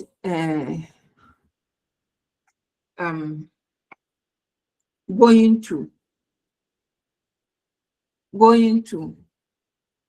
So originally, going to meant movement. That was original meaning. It meant movement. I'm going to the market. It meant I'm moving to, or I'm moving to the market, something like that, movement. But now going to has taken on an auxiliary function, an auxiliary role. So we normally see I'm gonna see you. So now, because it's been attached to main verbs or lexical verbs, going to, that has been shortened to be gonna, is now behaving more like an auxiliary verb instead of its main or the independent meaning it had earlier. So when it happens like that, it means the word has grammaticalized or has been grammaticalized. So it is only through this process that minor word classes may add to their members. Other than that, their class is often closed, unlike the major word classes.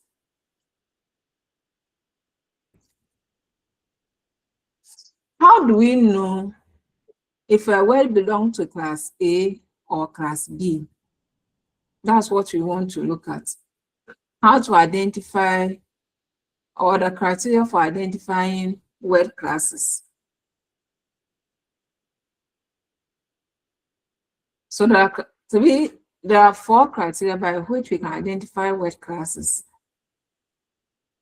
The first one is the meaning of the word.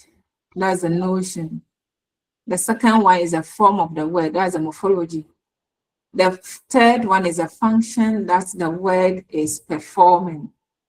And then the fourth one is the syntactic position, where the sentence finds itself in the sentence, where the word finds itself in the sentence in terms of positioning.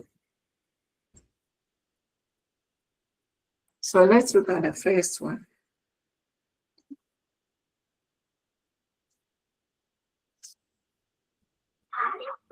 These ones seem quite simple, familiar, so the questions are not coming in. We will finish very soon. So the first criteria for identifying a word class is by looking at the meaning of the word. Okay. So we know that a noun is a naming word. So if a word names an object, then we know that that is a noun. If a word denotes certain process, a certain process, an action, an event, a state of being, then we know that that word is a verb. If a word describes another word or it's a property of another word, then we know that it's an adjective. And if a word indicates circumstances as frequency, time, and whatever place, we know it's an adverb. So the meaning of the word can help us to know whether this word is an adverb, an adjective, a preposition, or whatever. So that is one criteria for identifying the classes of a word. The second one is the morphology. That is the word form. When you look at the word, what do you see? That is the morphology. The physical appearance of the word, that's the morphology. Okay. So the word can be identified based on the form. My network, can you hear me? Yes. Yes, madam. We can hear you. Then those components of network Yes, should madam. check their own connection. Once most of you can hear me, it means it's coming from you. You have to climb a mango tree. Okay. So like I was saying, the second one is by looking at the morphology of the word, the physically, how does the word look like? Sometimes that by looking at the words, we'll be able to tell whether the word is a noun, an adjective, or whatever. So we know that nouns are inflected for number. So they will take plural markers, S or ES, and then sometimes IES. So when we see teachers, we know it's a noun. Boxes, handkerchiefs, chiefs, we know we are talking about now. So how the word looks like, then the form. Then we also know that when it comes to words, that's mark tenses. That's mark present tense, past tense. That show continuation of an action. We know there are adverbs, verbs. So we will see ing, we will see ed, we will see t. Some of them take t. You will see en. When you see words with endings like that, then usually we know we are talking about verbs.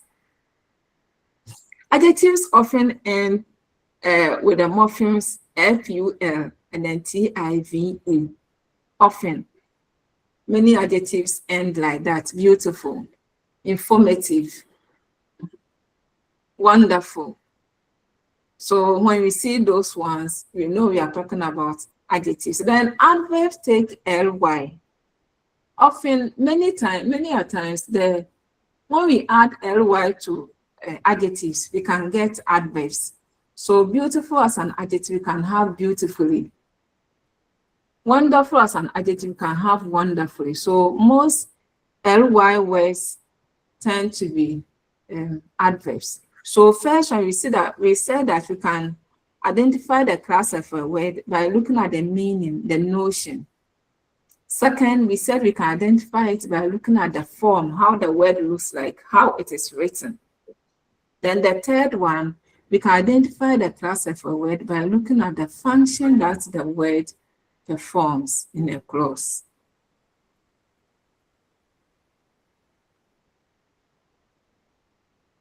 Okay. So in terms of functions of a word, we can identify the class of a word by considering the function that the word performs in a group or a phrase.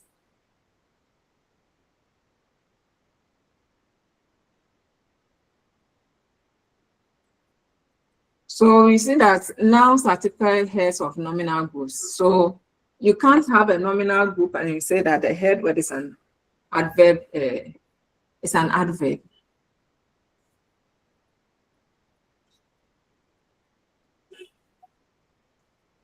And then verbs are also typical head of verbal group, just as adverbs are typical heads of adverb group.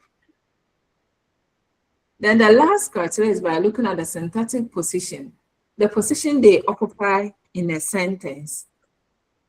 The syntactic position, when you see words arranged, where does the word identify itself? Where is a word located? At the beginning, at the end, before a verb, after a verb?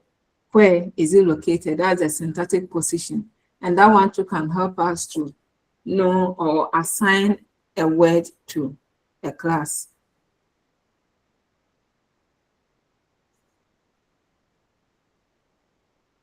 So in that case, nouns are often preceded by determinants. So determinants such as they, this, those, is. This is not part. Such as this, those, and. They are all determinants and often they precede nouns. So, and then prepositions often introduce prepositional phrases. And so they precede nominal groups. And then we also know that auxiliary verbs often come before the head of the verbal group. And then the conjunctions come between two items. So when we look at them in sentences, when we look at them in groups, as they appear in nominal group or prepositional group, we can be able to tell where the word belongs in terms of the class. Now we need to know that identifying the class of a word may require using more than one of the criteria that we've identified. It may require combining 2, 3, or even all the criteria to identify where a word belongs. Now, when you look at the second, it says that also not all criteria can be used in identifying all word classes. So when it comes to identifying function words, such as determinants or conjunctions or prepositions, it may be difficult to use the notional criteria because remember that these words do not have meaning outside context. So if you want to understand their meaning, for you to identify their classes, it may be difficult. So the notional criteria does not often apply to functional words. The notional criteria, where you have to understand the meaning of the word before you assign it to a class, often apply to the content words or the major word classes.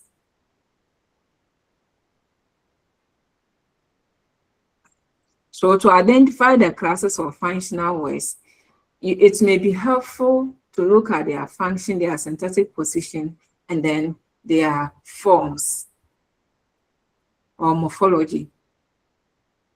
Okay. Like I said, because this one is simple, there wasn't a single question throughout. Okay, so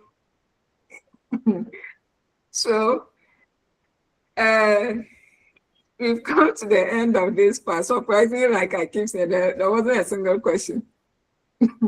So should I ask if any of you has any question? I will take you back to the verbal groups and then the phrases, and then we'll see whether no one will ask any question. Yes, Yusuf. Yes, madam. You made mention of the functional. I mean, the functional aspect of voice, and that is the other aspect where there are certain words that can have different functions. For example, there are certain words that can act as a verb and at the same time they can act as a noun. So when it happens like that, if that particular word is not part of a sentence, and you are asked to, tell the meaning of or the function of that word, how are you going to identify whether it's a noun or a verb? For instance, a word like a table. Tell the So class of table, the function. Sorry, tell the class. Okay. class. Sorry. So, for example of this word could be table. Sometimes a table can be a noun and at the same time a verb. Yeah. So, how are you going to put them in class? Okay, so one thing I forgot to mention is that you cannot assign a word to a class outside context. Okay. Normally, it becomes easier to assign a word to a class when you find it within a certain context or when you find them in context. Because when you even take the word man, fine, most people will just say man is a noun. But when it is used in a sentence, man the shop for me. In this case, it ceases to be a noun. So normally we assign a word to a class based on the context, not outside context. Oh, okay. All right.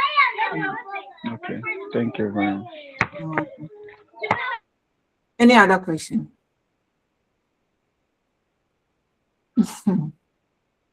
Yeah, Gifty.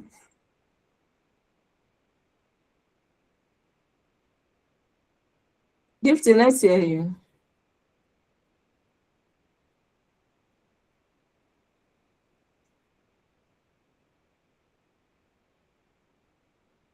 Okay, Gifty, Daniel.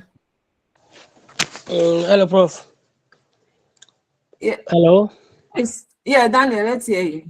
So those of us at the business school, how are we going to teach these classes? Where's been in a solution? Or are we going to put them in sentence before we tell them that this is a now, or what should we do? Those of us at the basic school. Yeah, so when you are teaching them word classes, like I said that if you write on the board now, and you write on the board round, man, and then you tell them, class, which word class is this word round? You are going to confuse them because some words have multiple meanings. Okay, and so if we are teaching word classes, before you ask them to tell the functions of the word, you put them in sentences at least. If you have a paragraph that they can read, that is very fine. But if you don't have a paragraph or a passage or something that they can read, at least put them in sentences. Then based on the sentences, they will be able to apply the criteria that we've talked about. They will look at where the word is, the position that the word is occupying, that is syntactically. They will look at how the word has been written. They will look at the function that the word is performing. They will look at the word meaning based on the context or the sentence within which it is found. So it is always better to put those words in sentences, at least sentences, before you ask the children or before you teach them the word classes. And you can also, if you have, let's say you have a word that can belong to more than one word class, something like table, you can give, depending on the level, you can give about 2 or 3 sentences in which table belongs to different word classes. Maybe in the first sentence, table is a verb. In the second sentence, table is a noun.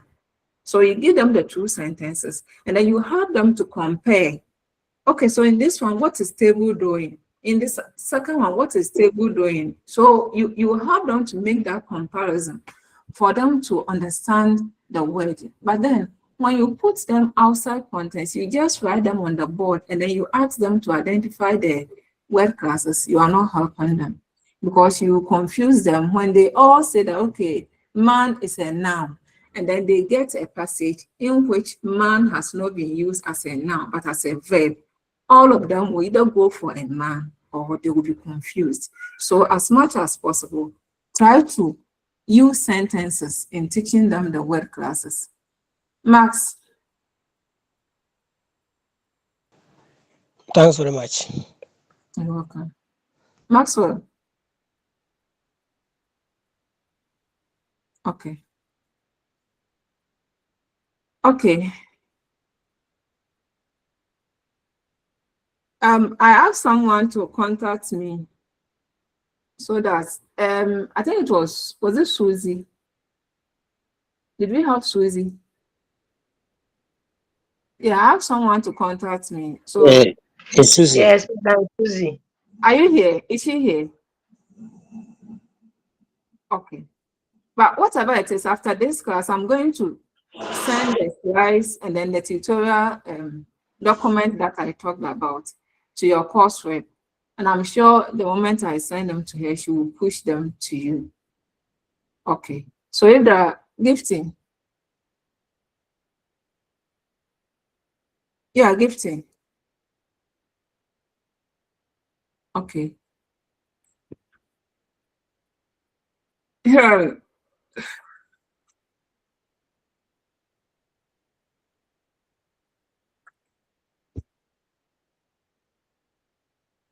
Maxwell.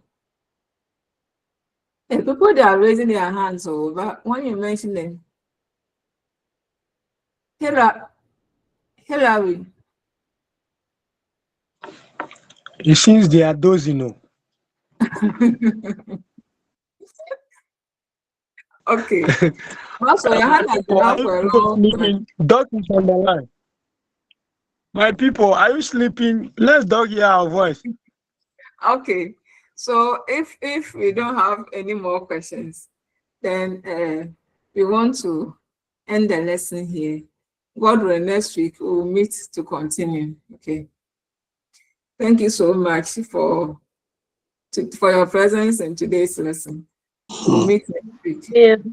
Thank you too. Thank Yeah. you too. Thank you. Bye-bye. Madam, Yes. Madam, please, Susie said Please, she your can't hear number. you. That's She why said she can't hear you. Okay, so give my number to her, 0243. Are you taking it? Yes, madam. 0243 0243 478. Okay. 478 424. Gifty, you said your question wasn't answered. Which question was that?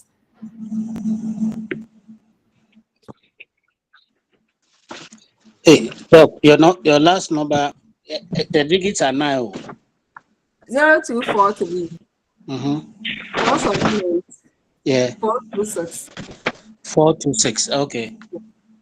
Gifty, you said your question wasn't answered. I wanted to know which question it was. Maybe she's not there. Somebody said maybe they are dozing. All right.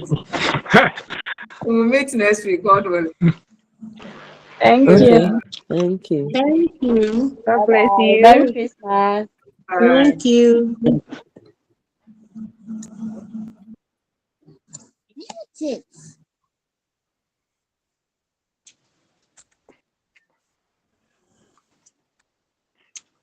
Hey, masters.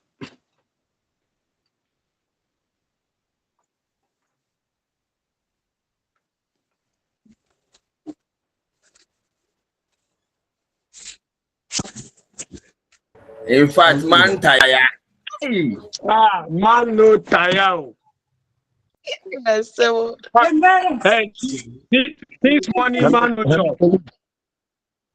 Hey, since money man no chop. Charlie. Hello, colleague. Ha. Yes, Hey, those the first questions, you can forward them so that at least we know how the structure will be. I'm talking about those with past questions. Charlie. So if anyone is having Since money man no you can chop. forward them. Man tire. Go to the patrol. Let's have some so that we know how the structure of the questions will be.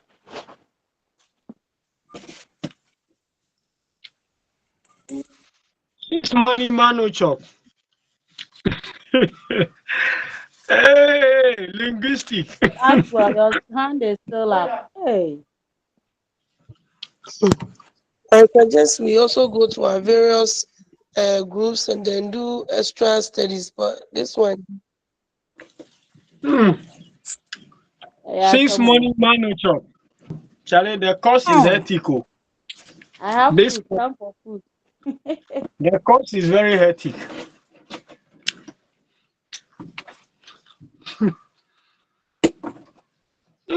Since money man no chop. Man tire. Why you people not talking again? It is well, it is well. Bro Ruben, I'm not hearing your voice. Let's go and do social studies. You say English.